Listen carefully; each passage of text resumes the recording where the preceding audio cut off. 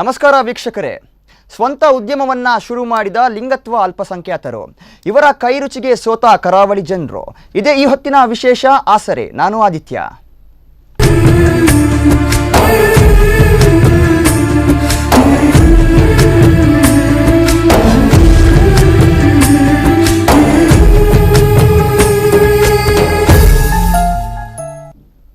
S ವೀಕ್ಷಕರೇ, ಈ ಕಾಲದಲ್ಲಿ ಸ್ವಂತ ಉದ್ಯಮ ಮಾಡುವುದು ಎಷ್ಟು ಕಷ್ಟ ಅಂತ ನಮ್ಮೆಲ್ಲರಿಗೂ ಗೊತ್ತು. ಆದರೆ ಲಿಂಗತ್ವ ಅಲ್ಪಸಂಖ್ಯಾತರಾಗಿ ತಮ್ಮ ಸ್ವಂತ ಉದ್ಯಮವನ್ನು ಶುರು ಮಾಡಿ ತಮ್ಮ ಕಾಲಲ್ಲಿ ತಾವೇ ನಿಂತು ಯಾರ ಹಂಗಲ್ಲೂ ಬದುಕದೆ ಸ್ವಾಭಿಮಾನದ ಜೀವನವನ್ನು ಮಾಡಲು ಇಲ್ಲೊಬ್ಬರು ಬಯಸ್ತಿದ್ದಾರೆ. ಎಸ್, ಇವರನ್ನ ಕಾರ್ಯಕ್ರಮಕ್ಕೆ ಸ್ವಾಗತಿಸುವ ಮುಂಚೆ ಇವರ ಬಗ್ಗೆ ಒಂದು ಪುಟ್ಟ ವರದಿ ಇದೆ, ಅದನ್ನು ನೋಡ್ಕೊಂಬರೋಣ.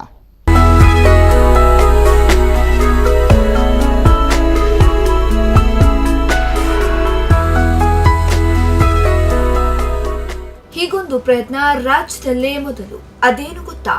ತೃತೀಯ ಲಿಂಗಿಗಳೆಂದರೆ ಎಲ್ಲ ಕಡೆ ತಾತ್ಸಾರ ಮಾಡ್ತಾರೆ. ಅವರನ್ನ ಮನುಷ್ಯರಂತೆ ಕಾಣೋರೇ ವಿರಳ. ಹೀಗಾಗಿ ಅವರು ಹೊಟ್ಟೆ ಹೊರೆದುಕೊಳ್ಳುವುದಕ್ಕೂ ಪಡುವ ಪಾಡು ಅಷ್ಟಿಷ್ಟಲ್ಲ. ಕೆಲವೊಮ್ಮೆ ಭಿಕ್ಷೆ ಬೇಡುತ್ತಾ ಸಮಾಜದ ಮುಂದೆ ತಿರಸ್ಕೃತರಾಗಿ ಬದುಕಿದ್ರೆ, ಇನ್ನು ಕೆಲವರು ಮೈಮಾರಿಕೊಂಡು ಜೀವನ ನಡೆಸುತ್ತಾರೆ.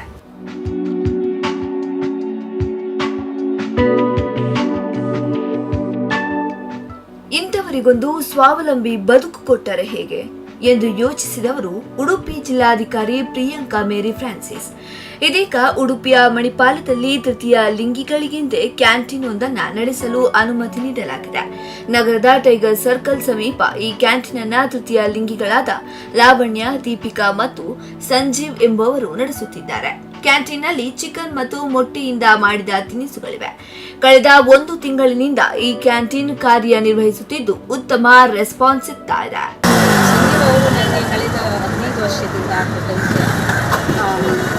ಅವರು ಲಿಂಗತ್ವ ಅಲ್ಪಸಂಖ್ಯಾತರಿಂದ ತಿಳಿದಾಗ ನಾನು ಈ ಸಮುದಾಯದವರನ್ನು ಕೆಲಸ ಮಾಡ್ತಾ ಇದ್ದೇನೆ. 4 ವರ್ಷ ಈ ಸಮುದಾಯದವರು ಕೆಲಸ ಮಾಡಿದಾಗ ಈ ಸಮುದಾಯದ ಕಷ್ಟ ಸುಖಗಳೇನು, ಅವರ ನೋವುಗಳೇನು ಅಂತ ತುಂಬ ಹತ್ತಿರದಿಂದ ನಾನು ನೋಡಿದಾಗ ನನಗೆ ಅರ್ಥ ಆಗಿದ್ದು. ಹಾಗಾಗಿ ನನಗೆ ಸಂಜೀವನಿಗೆ ಹೇಳಿದೆ, ನಾನು ಎಲ್ಲಿ ವರ್ಕ್ ಮಾಡ್ತಾ ಇದ್ದೇನೆ, ಅಲ್ಲಿ ಜಾಯ್ನ್ ಆಗಿ.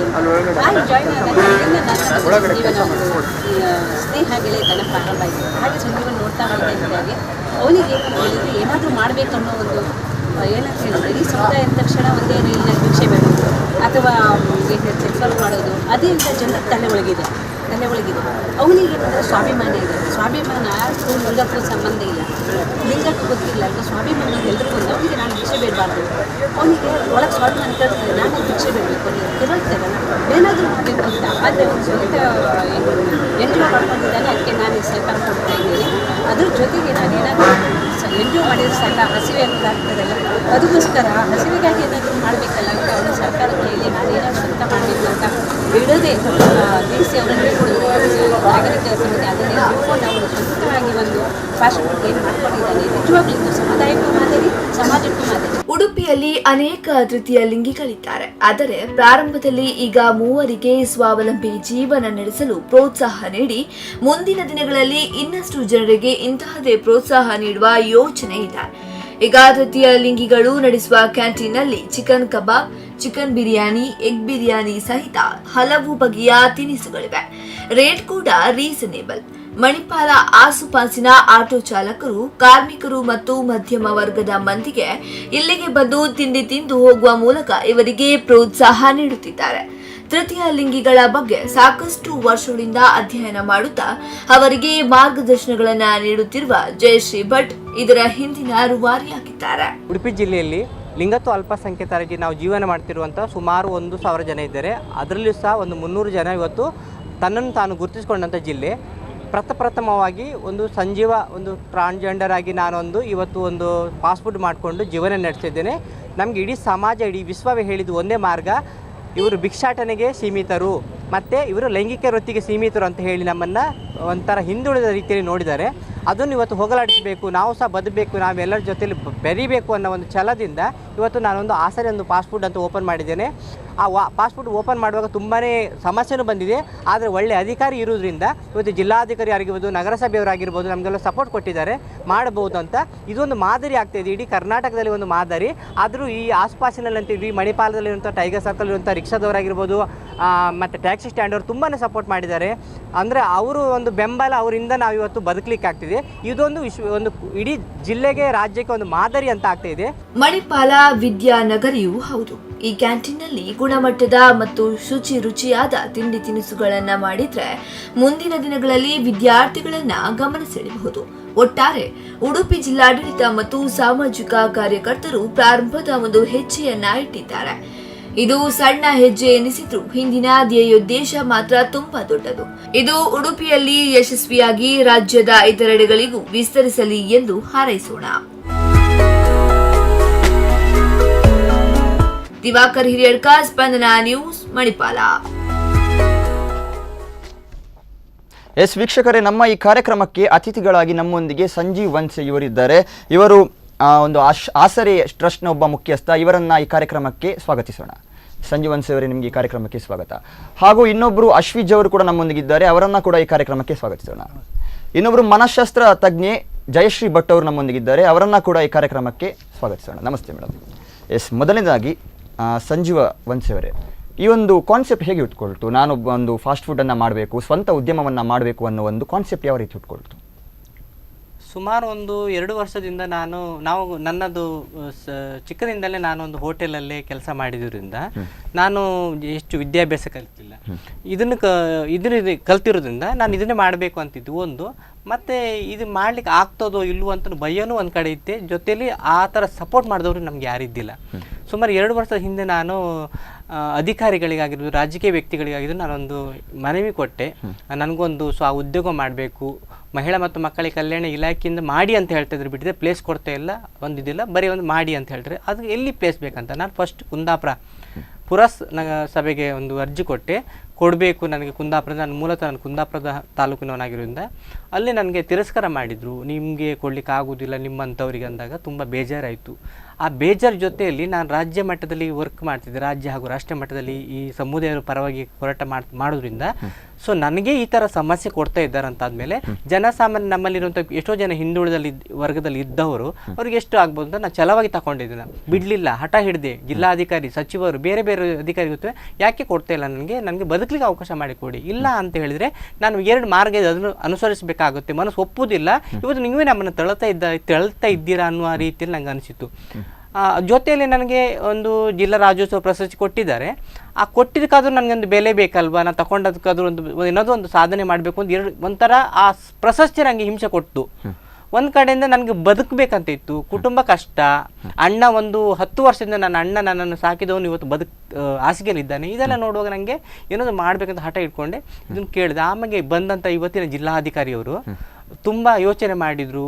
ಹೌದು, ಸಂಜೀವರಿಗೆ ಏನಾದ್ರು ಮಾಡಬೇಕು, ಇಂಥೊಬ್ಬರಿಗೊಬ್ಬರಿಗೆ ಕೊಡಬೇಕು ಅಂತೇಳಿ ಅದನ್ನು ನಾನು ವಿಶೇಷವಾಗಿ ಅವ್ರ ಜೊತೆ ಯಾವತ್ತೂ ಹಂಚ್ಕೊಳ್ತಿದ್ದೆ. ಕಷ್ಟ ಸುಖವನ್ನು ಹಂಚ್ಕೊಳ್ತಿರುವಾಗ ಅವರು ಒಂದು ಪ್ರೀತಿಯಿಂದ ಕೇಳುವಂಥದ್ದಾಗಿದ್ದರು. ಆವಾಗ ಅವರು ನಗರಸಭೆಯಿಂದ ಪೌರಾಯುಕ್ತರನ್ನು ಕರೆದುಬಿಟ್ಟು ಅಲ್ಲಿ ಏನಾಗ್ತದೆ ಅಂತ ಹೇಳಿದ್ರು, ಒಬ್ಬರಿಗೆ ಕೊಡಲಿಕ್ಕೆ ಮನಸ್ಸಿದೆ, ಇನ್ನೊಬ್ರಿಗೆ ಕೊಡಲಿಕ್ಕೆ ಮನಸ್ಸಿಲ್ಲದವರು ಇದ್ದಾರೆ. ಎಲ್ಲನೂ ಸರಿ ಮಾಡಬೇಕು, ಕಷ್ಟ ಆಯಿತು. ಆದರೂ ಜಿಲ್ಲಾಧಿಕಾರಿ ಅದನ್ನು ಮಾಡಿ ಪ್ರಯತ್ನ ಮಾಡಿ 1 ವರ್ಷದ ನಂತರ ನನಗೆ ಅವಕಾಶ ಮಾಡಿ ಕೊಡಬೇಕು ಅಂತ ಪ್ರಯತ್ನ ಮಾಡಿದರು.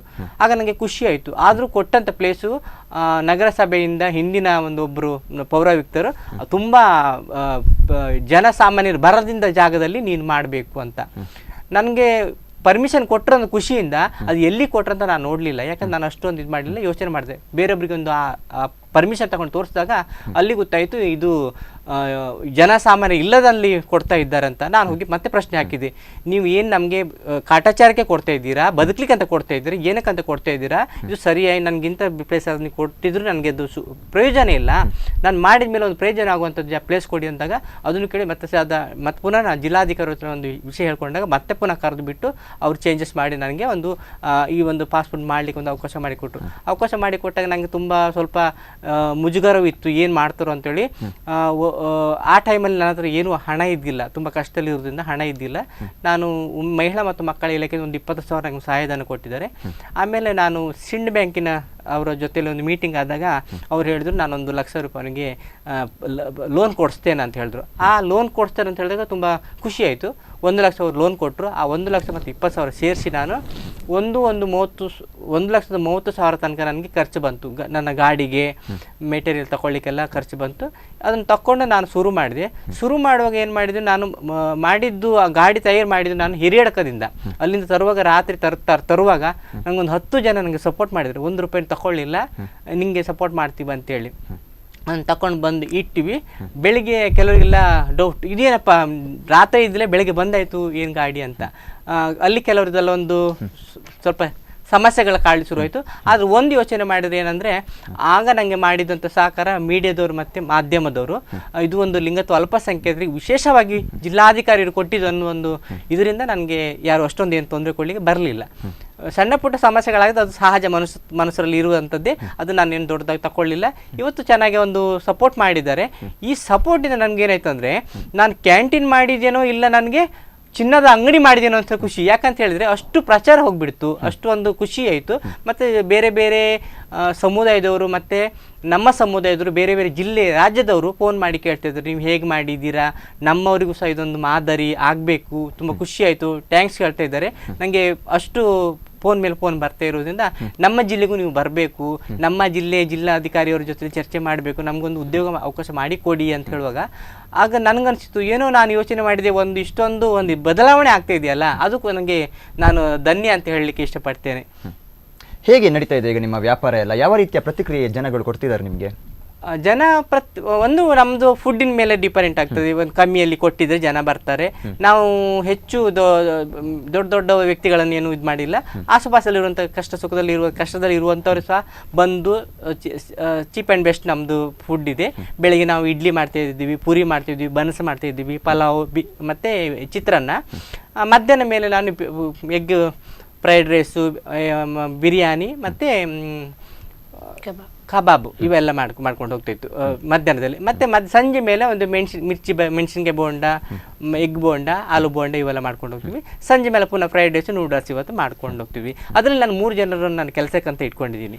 ಯಾಕಂತ ಹೇಳಿದ್ರೆ ಬರೀ ನಾನು ಒಬ್ಬನೇ ಅಲ್ಲ, ನಮ್ಮವ್ರಿಗೆ ಒಂದು ಕೆಲಸ ಕೊಡಬೇಕು. ಮತ್ತು ಅದರಲ್ಲೂ ನಮ್ಮ ಸಮುದಾಯದ ಅಲ್ಲದಿದ್ದವರಿಗೂ ಕೊಡಬೇಕು. ನಮ್ಮ ಸಮುದಾಯದವರು ಇದ್ದಾರೆ, ಅವರಿಗೆ ಇಂಟ್ರೆಸ್ಟ್ ಇದ್ದು ಎಲ್ಲೂ ಗೊತ್ತಿಲ್ಲ. ಆಗ ನನ್ನಲ್ಲಿ ಹತ್ತಿರದಲ್ಲಿರುವಾಗ ನಾವು ಅವ್ರ ಜೊತೆ ಕೈ ಜೋಡಿಸ್ಕೊಂಡ್ರೆ ನಮಗೆ ಅವರೂ ಬೇಕು, ನಾವು ಬೇಕು. ಯಾಕೆ ಒಂದು ಸಮಾಜದಲ್ಲಿ ಬೆರಿಬೇಕಾದ್ರೆ ನಾವು 2 ಕೈ ಚಪ್ಪಾಳೆ ತಟ್ಟಿದ್ರೆ ಮಾತ್ರ ಚಪ್ಪಾಳೆ ಬಂದಾಗೆ ಅವರು ಸಹ ನಮ್ಮ ಜೊತೆಯಲ್ಲಿ ಬೆರಿಬೇಕು ಅನ್ನೋ ಒಂದು ಉದ್ದೇಶದಿಂದ ಆ ಥರ ನನಗೆ ಅವ್ರು ಪ್ರೀತಿ ವಸಲಿ ಕೊಟ್ಟರು. ನಾನು ಅವ್ರಿಗೆ ಹೇಳಿದೆ, ನೀವೆಲ್ಲ ಮಾಡ್ಬೋದು ಅಂತ. ಆಯಿತು, ಮಾಡ್ಬೋದು ಅಂತ ಹೇಳಿದ್ರು.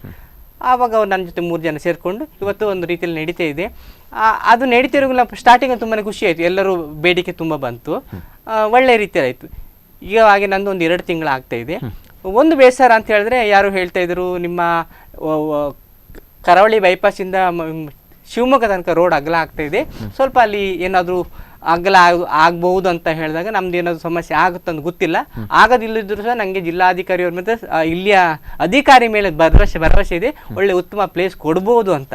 ಅದನ್ನು ಕಾಯ್ತಿದ್ದಾರೆ. ಮತ್ತು ತುಂಬ ಖುಷಿಯಾಗಿದೆ, ಒಳ್ಳೆ ಇದು ಬರ್ತಾ ಇದೆ, ವ್ಯಾಪಾರ ಸಹ ಚೆನ್ನಾಗಿದೆ, ಒಂದು ಮೇಂಟೆನೆನ್ಸ್ ಆಗಿ ಹೋಗ್ತಾ ಇದೆ. ಓಕೆ, ಜಯಶ್ರೀ ಭಟ್ ಅವರೇ, ಈ ಒಂದು ಕಾನ್ಸೆಪ್ಟನ್ನು ಇವರು ನಿಮ್ಮ ಹತ್ರ ತಂದಾಗ ಯಾವ ರೀತಿಯ ಒಂದು ಸಜೆಷನ್ ನೀವು ಕೊಟ್ರಿ? ಅಂದರೆ ಇದಕ್ಕೆ ಸಪೋರ್ಟ್ ಯಾವ ರೀತಿ ಕೊಡ್ಬೋದು, ಯಾವ ರೀತಿ ಇವರಿಗೆ ಗೈಡೆನ್ಸ್ ಅನ್ನು ಕೊಟ್ರಿ ನೀವು? ಯಾವುದ್ರ ಬಗ್ಗೆ ಕೇಳ್ತಾ ಇರೋದು? ಈಗ ಒಂದು ಕ್ಯಾಂಟೀನ್ ಬಗ್ಗೆ, ಫಾಸ್ಟ್ ಫುಡ್ ಬಗ್ಗೆ. ಫಾಸ್ಟ್ ಫುಡ್ ಬಗ್ಗೆ ಅವರು ನನಗೆ 15 ವರ್ಷದಿಂದನೂ ಪರಿಚಯ. ಅವರು ಫಾಸ್ಟ್ ಫುಡ್ ಅವ್ರಿಗೆ ಮೊದಲಿಂದನೂ ಅವರಿಗೆ ಸ್ವ ಉದ್ಯೋಗ ಮಾಡ್ಬೇಕಂತಾನೆ ಇತ್ತು. ಏನು ಮಾಡೋದು ಅಂತ ನಾವಿಬ್ಬರು ಜೊತೆ ಸೇರಿ ಫಸ್ಟಿಗೆ ಆಲೋಚನೆ ಮಾಡಿದ್ದು, ಎಲ್ಲ ಶಾಲಾ ಕಾಲೇಜುಗಳಿಗೆ ಹೋಗಿ ಈ ಬಗ್ಗೆ ಅವೇರ್ನೆಸ್ ಕೊಡಬೇಕು ಅಂತ. ಒಂದು HIV ಪ್ರಿವೆನ್ಷನ್ ಜೊತೆಗೆ ನಮ್ಮ ಲಿಂಗದ ಅಲ್ಪಸಂಖ್ಯಾತರ ಸಮಸ್ಯೆಗಳೇನು, ಮತ್ತು ಆ ರೀತಿ ಯಾರಿಗಾರು ಪ್ರಾಬ್ಲಮ್ ಒಂದು ಎಜುಕೇಟ್ ಮಾಡಬೇಕು. ಈ ರೀತಿ ಮಾಡೋಣ. ನಾವು ತುಂಬ ಚರ್ಚೆ ಮಾಡಿದ್ವಿ, ಯಾಕಂದ್ರೆ ಅದಕ್ಕೆ ಫಂಡ್ ಬೇಕು. ಅದನ್ನು ಮಾಡ್ತಾ ಹೋದರೆ ನಮಗೆ ಹೊಟ್ಟೆಪಾಡಿಗೆ ಬೇರೆ ಬೇಕಲ್ಲ, ನಮ್ಗೆ ಇನ್ಕಮ್ ಹೇಗೆ ಬರ್ತದೆ, ಇದೆಲ್ಲ ಆಲೋಚನೆ ಮಾಡಿದಾಗ ನಮಗೆ ಒಂದು ಈ ಥರ ಮಾಡುವ ಅಂತ ನಾವೊಂದು 2-3 ಪಾರ್ಟಿಗೆ ನಾನು ಸಜೆಸ್ಟ್ ಮಾಡಿದ್ರೆ ಅವರು ಏನು ಹೇಳಿದರು, ಒಪ್ಪಿಗೆ ಆಗಲಿಲ್ಲ. ಆಮೇಲೆ ತುಂಬ ಹೋರಾಟ ಆಯಿತು. ಕಡೆಗೆ ಇದು ಫಾಸ್ಟ್ ಫುಡ್ ಅಲ್ಲಿಗೆ ಮಣಿಪಾಲದಲ್ಲಿ ಇವರಿಗೆ ಇದು ಡಿಪಾರ್ಟ್ಮೆಂಟಿಂದ ಕೂಡ ಸ್ವಲ್ಪ ಡಿಲೇ ಆಯಿತು. ಮತ್ತು ಅಲ್ಲಿಂದ ಇದು ಪತ್ರ ಅನುಮತಿ ಸಿಕ್ಕಿದ ಮೇಲೆ ನಾನು ಮತ್ತೆ ಅವ್ರ ಜೊತೆಗೆ ಸೇರಿ ಅಲ್ಲಿ ರಿಕ್ಷಾದವ್ರ ಹತ್ರ ಎಲ್ಲ ಒಂದು ಸಲ ಮಾತಾಡಿದ್ವಿ. ಮತ್ತು ಅಲ್ಲಿಗ ಯಾರು ಫುಡ್ ಮಾಡ್ತಾ ಇದ್ದಾರೆ ಬೇರೆ ಕಮ್ಯುನಿಟಿ ಅಂದರೆ ಈ ಸಮುದಾಯಕ್ಕೆ ಸೇರಿದವರಲ್ಲ ಅವರು, ಅವ್ರ ಜೊತೆಗೆಲ್ಲ ಮಾತುಕತೆ ಆಡಿ ಅಲ್ಲಿ ಒಂದು ಒಳ್ಳೆ ರೀತಿಯಲ್ಲಿ ನಡೆಸ್ಕೊಂಡು ಹೋಗುವುದಕ್ಕೆ ಸಹಕಾರವನ್ನು ಕೊಟ್ಟೆ ನಾನು. ಅವ್ರಿಗೆ ಬೆಂಬಲವನ್ನು ಕೊಟ್ಟಿದ್ದು. Okay okay. ಈ ಒಂದು ಕಮ್ಯುನಿಟಿ ಬೇಸಿಸ್ ಮೇಲೆ ನೀವು ಇವರಿಗೆ ತುಂಬಾ ವರ್ಷಗಳಿಂದ ಒಂದು ಸಪೋರ್ಟ್ ಅನ್ನ ಕೊಡ್ತಾ ಇದ್ದೀರಾ. ನಿಮ್ಮ ಮತ್ತು ಇವರ ಒಂದು ಒಡನಾಟ ಯಾವ ಒಂದು ವಿಷಯದಿಂದ ಶುರುವಾಯಿತು, ಅಂದ್ರೆ ಯಾವ ರೀತಿ ಸಪೋರ್ಟ್ ಸ್ಟಾರ್ಟ್ ಆಯಿತು? ಅದು ನಾನು HIV prevention KSAPS Karnataka state AIDS prevention ಸೊಸೈಟಿದು ಒಂದು NGO ಥ್ರೂ ಕೆಲಸ ಮಾಡ್ತಾ ಇದ್ದೆ. ಹೈ ರಿಸ್ಕ್ ಬಿಹೇವಿಯರ್ ಗ್ರೂಪ್ ಅಂದರೆ sex workers, homosexual and hijras ಅಂತ. ನಾನು ಅದರಲ್ಲಿ ವರ್ಕ್ ಮಾಡ್ತಿರ್ಬೇಕಾದ್ರೆ ನಮಗೆ ಸಮುದಾಯದ ಜೊತೆ ವರ್ಕ್ ಮಾಡಬೇಕಾದ್ರೆ ಸಮುದಾಯದವ್ರು ಬೇಕಲ್ವ. ನಮಗೆ ಒಂದು ಫಂಕ್ಷನಲ್ಲಿ ನನಗೆ ಸಂಜೀವನ ಪರಿಚಯ ಆಯಿತು. ಮತ್ತು ಅವನು ಈ ಸಮುದಾಯದವನಂತ ಗೊತ್ತಾದ ಮೇಲೆ ನಮ್ಮದು NGOದಲ್ಲಿ ಒಂದು ಪೋಸ್ಟ್ ಇದೆ ಅಂತ, ಅಲ್ಲಿ ನಾನು ಸಂಜೀವ ಒಟ್ಟಿಗೆ ಒಂದೇ NGOದಲ್ಲಿ ವರ್ಕ್ ಮಾಡ್ತಾ ಇದ್ವಿ. ಅಲ್ಲಿ ಒಂದು ಒಡನಾಟ ನನಗೆ ಎಷ್ಟು ಖುಷಿ ಕೊಡ್ತಂದರೆ, ನನಗೆ ಮೊದಲು ಹೇಗೆ ಅಂದರೆ ನನಗೆ ಅಂತಾರಾಷ್ಟ್ರೀಯ ಮಟ್ಟದಲ್ಲಿ ತರಬೇತಿ ಆಗಿದೆ. ಅಂದರೆ ಹೋಮೋಸೆಕ್ಷುವಾಲಿಟಿ ಬಗ್ಗೆ, ಅದರ ಹಿಂದಿನ ವೈವಿಧ್ಯತೆಗಳ ಬಗ್ಗೆ, ಅದರಲ್ಲಿರೋ ಗುಂಪುಗಳ ಬೇರೆ ಬೇರೆ ಜೀವನ ಚರಿತ್ರೆಗಳ ಬಗ್ಗೆ ಅದೆಲ್ಲ ನನಗೆ ತರಬೇತಿ ಆಗಿತ್ತು. ಆದರೆ ಇವರು ಒಡನಾಟ ಮಾಡ್ತಾ ಮಾಡ್ತಾ ನನಗೆ ಪ್ರಾಕ್ಟಿಕಲಿ ಗೊತ್ತಾಯಿತು. ಮತ್ತು ತುಂಬ ಜನರ ಪರಿಚಯ ಆಯಿತು. ಆ ಸಮುದಾಯದವರ ಕಷ್ಟಗಳೇನು, ಸಮಸ್ಯೆಗಳೇನು, ಇದೆಲ್ಲ ಅದ್ಭುತವಾಗಿ ಪರಿಚಯ ಆದಾಗ ನನಗೆ ಸಂಜೀವನ ಜೊತೆಗಿದ್ದಾಗ ನನಗೆ ಎಲ್ಲಿಯೂ ಕೂಡ ಆತ ಒಬ್ಬ ಭಿನ್ನ ಅಂತ ನನಗೆ ಅನ್ನಿಸ್ಲೇ ಇಲ್ಲ. ನನ್ನ ವೈಯಕ್ತಿಕವಾಗಿ ಅವ ಭಿನ್ನ ಅಲ್ಲ. ನಾವು ನನ್ನ ಮನೆಯಲ್ಲಿ ನನ್ನ ಮಗ ಹೇಗಿದ್ದಾರೆ, ನಮ್ಮವ್ರು ಹೇಗಿದ್ದಾರೆ, ಅವನು ಹಾಗೆ ಅದರಲ್ಲೊಬ್ಬ ಅಂತ ಅನಿಸೋರ್ತು ಅಲ್ಲಿ ಏನು ಹೇಳ್ತಾರೆ ಈ ರೀತಿ ಹುಟ್ಟೋದೊಂದು ಪಾಪ ಪುಣ್ಯ. ನನಗೆ ಆಗ ಅನ್ನಿಸ್ತು ಈ ಸಮಾಜ ಇವ್ರ ಬಗ್ಗೆ ಎಷ್ಟೊಂದು ಡಿಸ್ಕ್ರಿಮಿನೇಟ್ ಮಾಡ್ತಾ ಇದೆ, ತಾರತಮ್ಯ ಮಾಡ್ತಾ ಇದೆ. ಯಾಕಂದರೆ ನಂಗೆ ಇಂಥವ್ರಿಗೆ ಸಪೋರ್ಟ್ ಕೊಡಬೇಕು. ನೋಡಿ, ದಲಿತರಿಗೂ ರೈತರಿಗೆ ಸಪೋರ್ಟ್ ಕೊಡಲಿಕ್ಕೂ ಜನ ಇದ್ದಾರೆ, ಎಲ್ರಿಗೂ ಸಪೋರ್ಟ್ ಕೊಡ್ಲಿಕ್ಕೆ ಜನ ಇದ್ದಾರೆ. ಆ್ಯಕ್ಚುಲಿ ಸೆಕ್ಸ್ ವರ್ಕರ್ಸ್ ಅಂದರೆ ಅವರಿಗೆ ನಾವು ಸಮಾಜದಿಂದ ದೂರ ಇರ್ತಾರೆ. ಮತ್ತು ಇಂಥ ಸಮುದಾಯದವರಿಗಂತೂ ನೋಡುವ ದೃಷ್ಟಿಕೋನವೇ ಬೇರೆ ಇದೆ ಸಮಾಜದ್ದು. ಅವ್ರು ಜಾಸ್ತಿ ನೋವನ್ನು ಅನುಭವಿಸಿದವರು. ನನಗೆ ಅದಕ್ಕೆ ಅವ್ರ ಜೊತೆಗೆ ಇರಬೇಕು, ಅವರಿಗೆ ನನ್ನನ್ನು ನಾನು ಕೊಡಬೇಕು ಅನ್ನೋದು ನನಗೆ ತುಂಬ ಇದಾಯಿತು.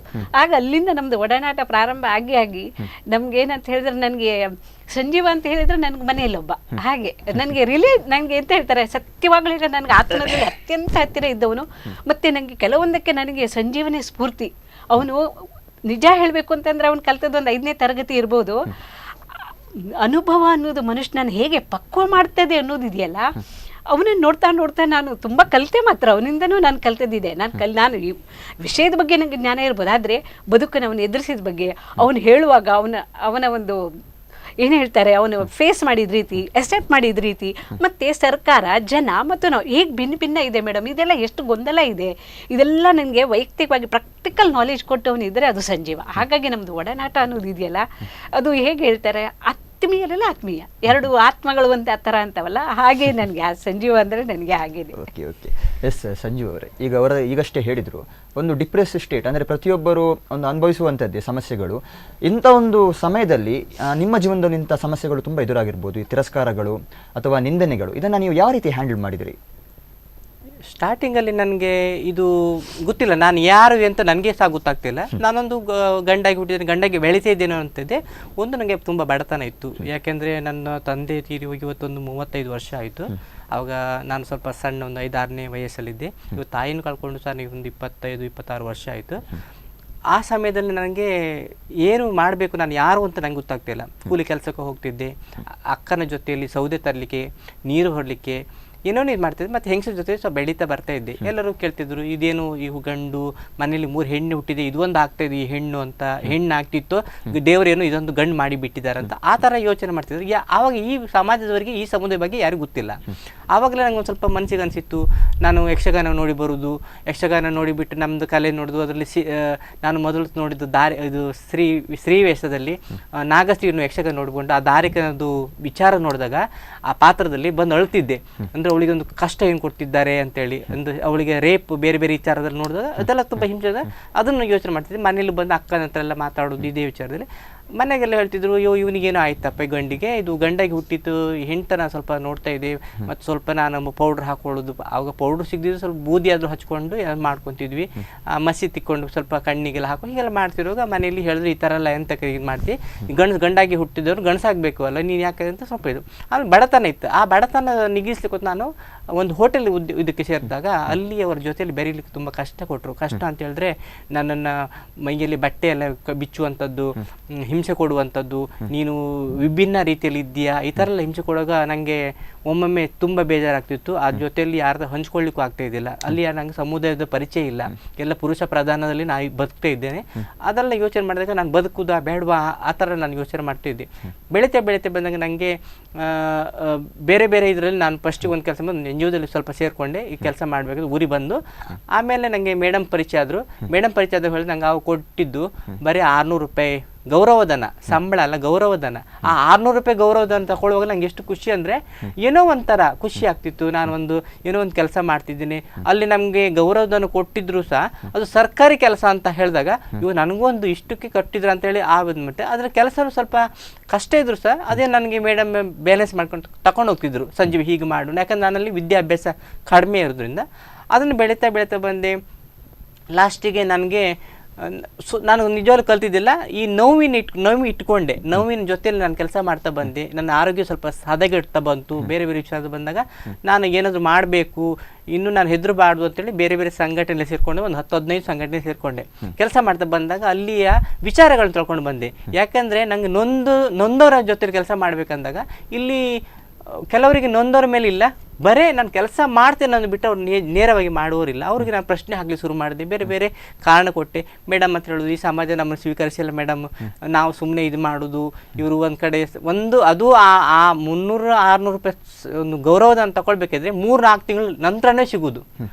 ಅಲ್ಲಿ ಹೇಳ್ತಾರೆ ಕೆಲಸ ಮಾಡಬೇಕು, ಬರುತ್ತೆ ಊಟಕ್ಕೆ ಬೇಕಲ್ಲ, ತುಂಬ ಕಷ್ಟ ಇತ್ತು ಆ ಟೈಮಲ್ಲಿ. ಆ ಥರ ಯೋಚನೆ ಮಾಡಿದಾಗ ಮೇಡಮ್ ಹತ್ರ ಎಲ್ಲ ಹಂಚ್ಕೊಳ್ತಿದ್ವಿ. ಹಾಗೆ ಒಂದೊಂದೇ ಸಂಘಟನೆ ಕೆಲಸ ಮಾಡ್ತಿದ್ದೆ.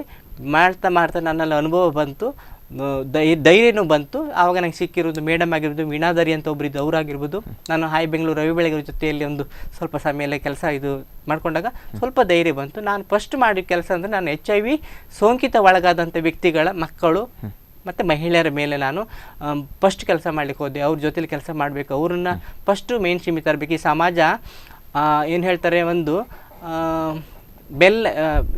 ಜೀವ ಇದ್ದರೆ ಬೆಲ್ಲ ಬೇಡಿ ತಿನ್ನುವಂಥ ನಮ್ಮೊಂದು ಗಾದೆ ಇದೆ. ಆರೋಗ್ಯ ಸ್ವಲ್ಪ ಚೆನ್ನಾಗಿದ್ದರೆ ಹೇಗೂ ಬದುಕ್ಬೋದು.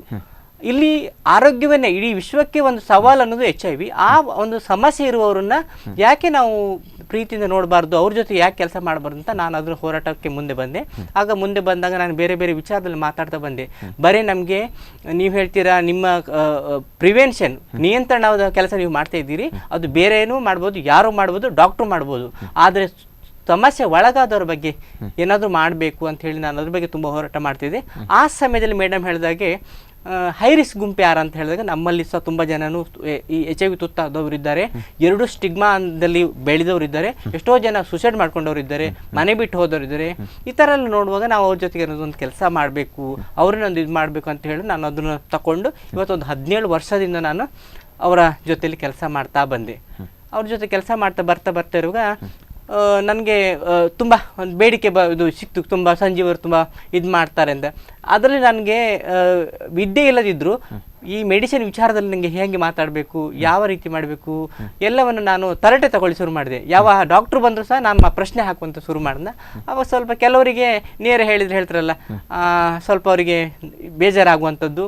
ಆವಾಗ ಸ್ವಲ್ಪ ಕೆಲವರು ಜನರು ಸಂಜೀವ ಬರ್ತಾನೆ ಒಂದು ಕಾರ್ಯಕ್ರಮಕ್ಕೆ ಸ್ವಲ್ಪ ಜಾಗೃತರಾಗಬೇಕು ಅನ್ನುವಂಥದ್ದು ಬಂತು. ಯಾಕಂದರೆ ಅಷ್ಟರ ಮಟ್ಟಕ್ಕೆ ನಾನು ಬಂದೆ ಅನಿಸ್ತದೆ. ನನಗೆ ಯಾರನ್ನು ತರಟೆ ತಗೊಳ್ಬೇಕಂತ ನನಗೆ ಬೇಕಾಗಿರೋದು ಒಂದಿದು. ಇವತ್ತು ಉದಾಹರಣೆಗೆ HIV ವಿಚಾರ ಆಗಿರ್ಬೋದು, HIV ಸೋಂಕಿತ ಒಳಗಾದಂಥ ವ್ಯಕ್ತಿಗಳು ಇವತ್ತು ಕರ್ನಾಟಕದಲ್ಲಿ ಒಂದು 3.5 ಲಕ್ಷ, ಉಡುಪಿಯಲ್ಲಿ 6,000 ಚಿಲ್ಲರೆ ಜನ ಇದ್ದಾರೆ.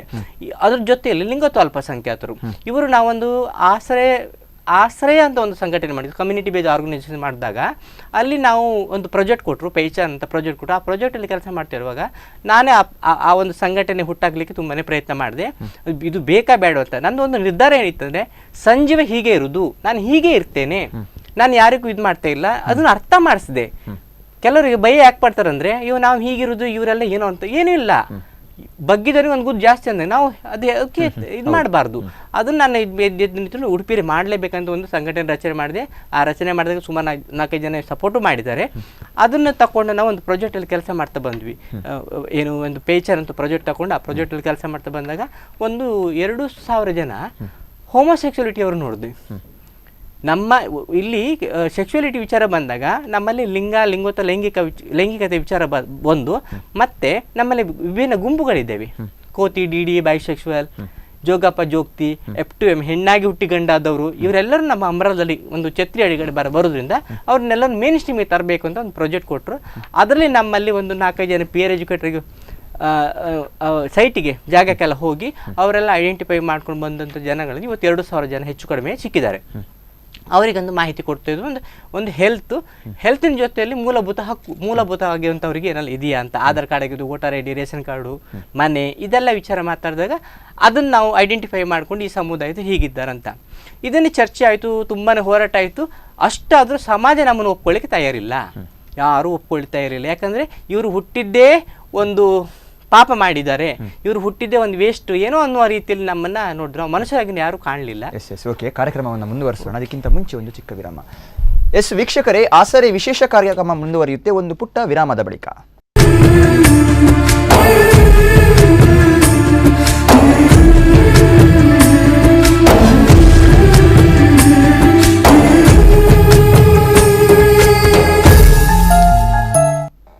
ಎಸ್ ವೀಕ್ಷಕರೇ, ವಿರಾಮದ ಬಳಿಕ ಮತ್ತೆ ಆಸರೆ ವಿಶೇಷ ಕಾರ್ಯಕ್ರಮಕ್ಕೆ ಸ್ವಾಗತ. ನಾವು ಮಾತಾಡ್ತಿದ್ದೀವಿ ನಮ್ಮ ಅತಿಥಿಗಳೊಂದಿಗೆ. ಎಸ್, ಇನ್ನೊಬ್ಬ ಅತಿಥಿ ನಮ್ಮೊಂದಿಗಿದ್ದಾರೆ. ಅಶ್ವಿಜ್ ಅವರೇ, ನಿಮ್ಮ ಮತ್ತು ಸಂಜೀವ ಅವರ ಒಡನಾಟ ಯಾವ ರೀತಿ ಶುರುವಾಯಿತು? ಈಗ ನಿಮ್ಮ ಜೀವನದಲ್ಲಿ ನೀವು ಫೇಸ್ ಮಾಡಿದಂಥ ಸಮಸ್ಯೆಗಳಾದರೂ ಯಾವುದೆಲ್ಲ ಸಮಸ್ಯೆಗಳನ್ನು ನೀವು ಫೇಸ್ ಮಾಡಿದ್ರಿ? ಸಮಸ್ಯೆ ಅಂದರೆ, ಈಗ ಮನುಷ್ಯನಿಗೆ ಒಂದು ಸಣ್ಣದಿಂದ ಬೆಳೆಯುವಾಗ ನನ್ನದೇ ಒಂದು ಜೆಂಡರ್ ಐಡೆಂಟಿಟಿ ಅಂತ ಒಂದು ನನಗೆ ಇರುತ್ತೆ. ಆದರೆ ನನಗೆ ಸಣ್ಣದಿಂದನೇ ಕನ್ಫ್ಯೂಷನ್ ಇತ್ತು ಮೈಂಡಲ್ಲಿ. ಇದು ಯಾಕೆ ನನಗೆ ಭಾವನೆ, ನಾನೇ ಸಮಾಜದಲ್ಲಿ ಒಬ್ಬನೇ, ನಂತರ ಬೇರೆ ಯಾರೂ ಇಲ್ಲ ಮೈಂಡ್ ಸೆಟ್ಟಲ್ಲಿತ್ತು. ನಾನು ಹಿಜ್ರಾನೂ ಅಲ್ಲ, ಹಿಜ್ರಾಗಳನ್ನು ನೋಡಿದ್ದೆ, ಸೀರಿಯಲ್ ಬರ್ತಾರೆ, ಚಪ್ಪಾಲಿ ಹೊಡಿತಾರೆ ಎಲ್ಲ ನೋಡಿದ್ದೆ ಸಣ್ಣದಲ್ಲಿ. ನಾನಲ್ಲ, ನನಗೆ ಆ ಭಾವನೆ ಬರುವುದಿಲ್ಲ. ಆದರೆ ನನಗೆ ಸೆಕ್ಷುಯಾಲಿಟಿಯಲ್ಲಿ ಏನೋ ಪ್ರಾಬ್ಲಮ್ ಇದೆ, ನನಗೆ ಮೈಂಡ್ ಸೆಟ್ ಬೇರೆಯವ್ರ ಥರ ಬರ್ತಾ ಇಲ್ಲ, ಏನೋ ಇದೆ. ಯಾರ ಹತ್ರ ಹೇಳ್ಕೊಳ್ಳೋಣ? ತಂದೆ ಗಂತೆ ಸ್ಥಾನದಲ್ಲಿದ್ದವರು, ತಾಯಿ ಸಹ ಒಳ್ಳೆ ಪೊಸಿಷನಲ್ಲಿದ್ದವರು, ಅವ್ರ ಹತ್ರ ಹೇಳೋಣ ಅಂದರೆ ಮನಸ್ಸೊಳಗೇನೆ ಭಯ. ಆ ಭಯ ಯಾಕೆ ಹುಡ್ತಾ ಬರ್ತು, ನನ್ನಲ್ಲೇ ಯಾಕೆ ನನಗೆ ಗೊತ್ತಿಲ್ಲ ಅಂತೇಳಿ. ಎಜುಕೇಷನ್ ಎಲ್ಲ ಸಾಧಾರಣ ಒಂದು SLC PUC ತನಕ ಮಾಡಿದೆ. ಮಾಡುವಾಗಲೂ ನನಗೆ ತುಂಬ ಸಮಸ್ಯೆಗಳು ನಮ್ಮದು ಸೆಕ್ಷುಯಾಲಿಟಿ ಜೆಂಡರ್ ಬಗ್ಗೆ. ಅಂದರೆ ನನಗೆ ನನ್ನ ಫ್ರೆಂಡ್ ಸರ್ಕಲ್ ಮಾಡ್ಕೊಳ್ಳಿಕ್ಕೆ ಆಗ್ತಾ ಇದ್ದಿಲ್ಲ, ತುಂಬಾ ಯಾರ ಹತ್ರ ಮಾತಾಡ್ತಾ ಇದ್ದಿಲ್ಲ, ಸೈಲೆಂಟಾಗಿರೋದು, ನಂದು ಏನಾಯ್ತು ಅಷ್ಟನ್ನೇ ಮಾಡೋದು, ಸೀದಾ ಮನೆಗೆ ಹೋಗೋದು, ಮಲ್ಕೊಂಡ್ಬಿಡೋದು, ಏನೋ ಒಂಥರ ಇದೆ ಮನಸ್ಸಲ್ಲಿ ನನಗೆ ಗೊಂದಲ. ಆವಾಗ ಒಂದು ಟೈಮಲ್ಲಿ ಮನೇಲೆಲ್ಲ ಫೋರ್ಸ್ ಆಗಿ ಮದುವೆ ಮಾಡಿದರು. ಆಯಿತು, ನಾನು ಮದುವೆ ಆದರೂ ಚೇಂಜ್ ಆಗ್ತೇನೆ ಅಂತ ಅವ್ರ ಭಾವನೆ. ಆವಾಗ ನಮಗೂ ಹಾಗೆ ಮೈಂಡ್ ಸೆಟ್ ಇರುತ್ತೆ, ಅಂದರೆ ಹೌದು ನನಗೂ ಇದು ಚೇಂಜಸ್ ಬರ್ಬೋದು ಅಂತ ಹೇಳಿ. ನಾನು ಆ ಯೋಚನೆ 2 ಗೊಂದಲದಲ್ಲಿದ್ದೆ ಆ ಟೈಮಲ್ಲಿ. ಆಯ್ತು, ಮದುವೆ ಮಾಡಿದರು, ಸರಿ ಆಯಿತು, ಓಕೆ. ಆಮೇಲೆ 1 ವರ್ಷ ಆದಮೇಲೆ 2 ವರ್ಷ ಆದಮೇಲೆ ನನಗೆ ನನ್ನ ಬಗ್ಗೆನೇ ರಿಯಲೈಸ್ ಆಗ್ತಾ ಬಂತು, ಇದು ನನ್ನದು ಪ್ರಪಂಚ ಅಲ್ಲ, ಇದರಲ್ಲಿ ಏನೋ ಡಿಫೆಕ್ಟ್ ಇದೆ, ನನಗೆ ಬೇಡ.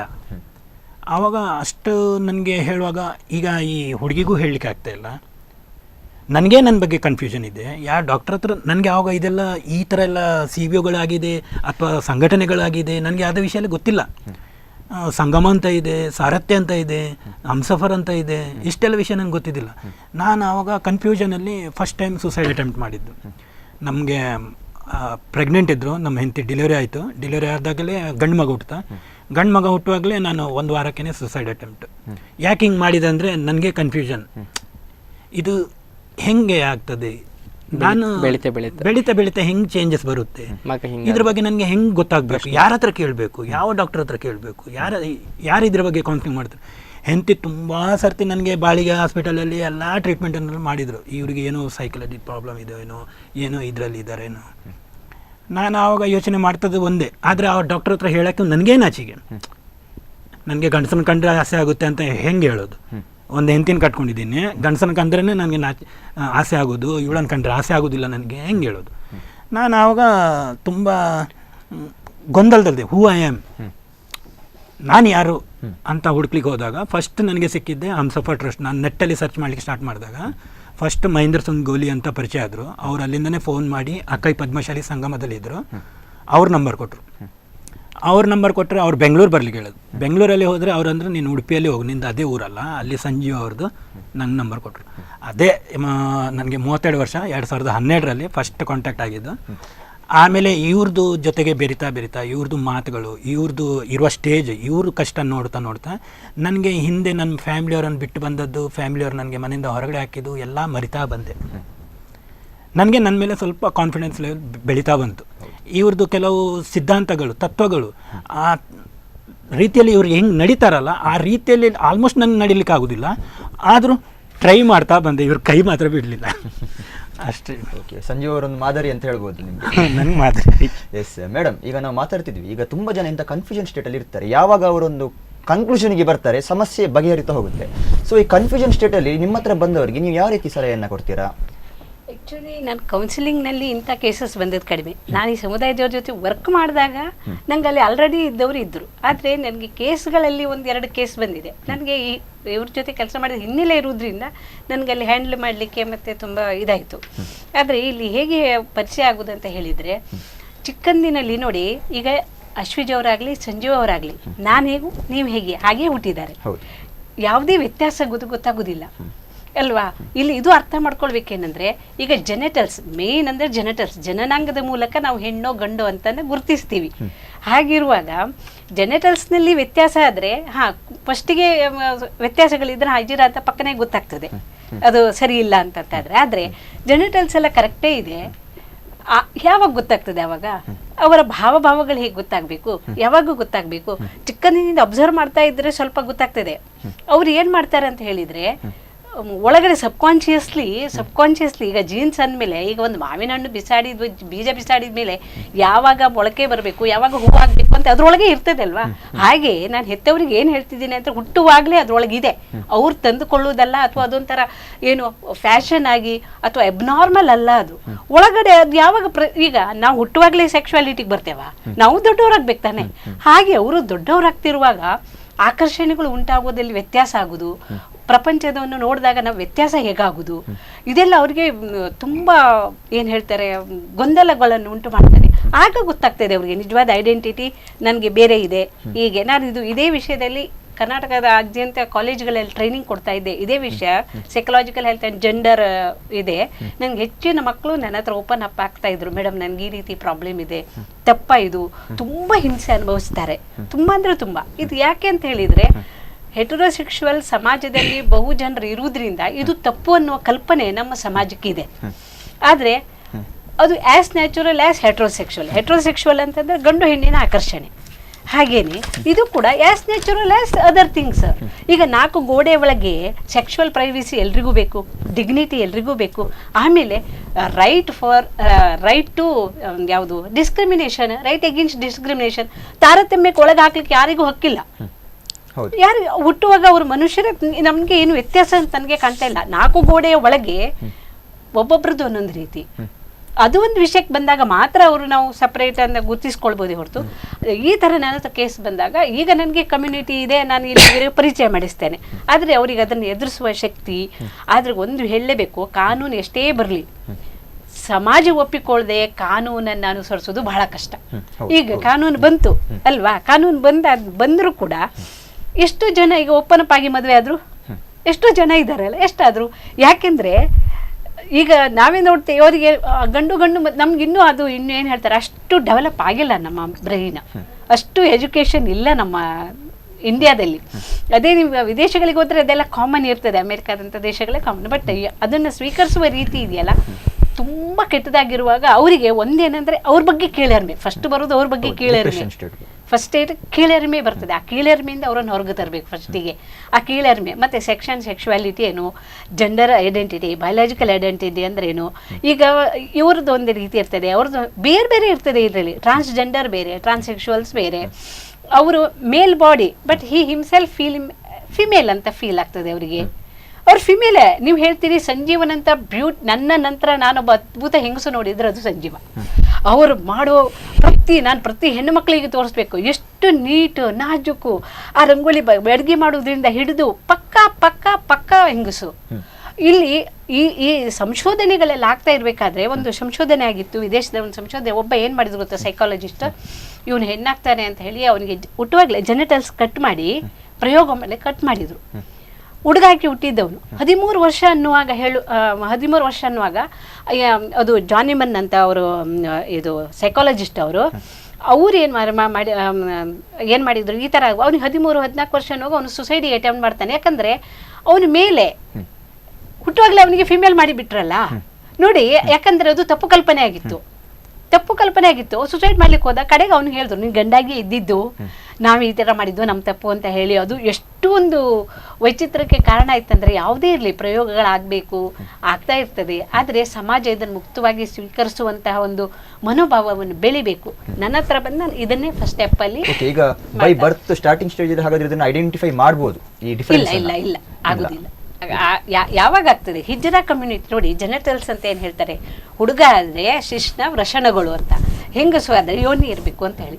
ಅದೇ ಜೆನೆಟಲ್ಸ್ನಲ್ಲಿ ವ್ಯತ್ಯಾಸ ಹೇಗೆ ಅಂತ ಹೇಳಿದರೆ, ಈಗ ಯೋನಿ ಜೊತೆಗೆ ಸಣ್ಣದೊಂದು ಶಿಶ್ನ ಇರೋದು ಅಥವಾ ಶಿಶ್ನ ಇದ್ದರೆ ವೃಷಣಗಳಿಲ್ಲದೆ ಇರೋದು ಅದು ಪಕ್ಕಾ ಗೊತ್ತಾಗ್ತದೆ ಹುಟ್ಟುವಾಗಲೇ.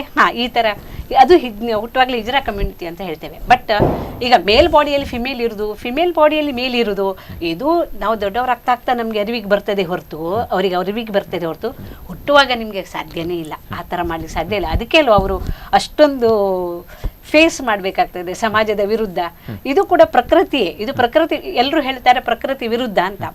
ಪ್ರಕೃತಿ ವಿರುದ್ಧ ಅಂತ ಹೇಳಿ ನಾನು ಸಮಾಜಕ್ಕೆ ಹೇಳ್ತೇನೆ, ಪ್ರಕೃತಿ ವಿರುದ್ಧ ಅನ್ಲಿಕ್ಕೆ ಇವರು ಮಂಗಳ ಗ್ರಹದಿಂದ ಬಂದವರಲ್ಲ, ಇದೇ ಭೂಮಿ ಮೇಲೆ ಹುಟ್ಟಿದವರು, ಇದೇ ಪ್ರಕೃತಿ ಅವರನ್ನು ಸೃಷ್ಟಿಸಿದ್ದು. ಹಾಗಿರುವಾಗ ಅದು ಪ್ರಕೃತಿ ವಿರುದ್ಧ ಅಲ್ಲ, ಅವರು ಭಿನ್ನರು. ಅದು ನನಗೆ ಅರ್ಥ ಆಗಿದೆ. ಮತ್ತೆ ಬಾಕಿಯೆಲ್ಲ ಅವರ ಮನಸ್ಥಿತಿ ಇರಲಿ, ಅವ್ರ ಕೆಲಸ ಇರಲಿ, ಪ್ರತಿಯೊಂದು ನಮ್ಮ ಹಾಗೆ, ಭಾವನೆಗಳಿಲ್ಲ ನಮ್ಮ ಹಾಗೆ ಅಲ್ವಾ, ಇದು ನಾನು ಅವರಲ್ಲಿ ಕಂಡುಕೊಂಡಿದ್ದು. ಕಾರ್ಯಕ್ರಮವನ್ನು ಮುಂದುವರಿಸೋಣ. ವೀಕ್ಷಕರೇ, ಆಸರೆ ವಿಶೇಷ ಕಾರ್ಯಕ್ರಮ ಮುಂದುವರಿಯುತ್ತೆ ಒಂದು ಪುಟ್ಟ ವಿರಾಮದ ಬಳಿಕ.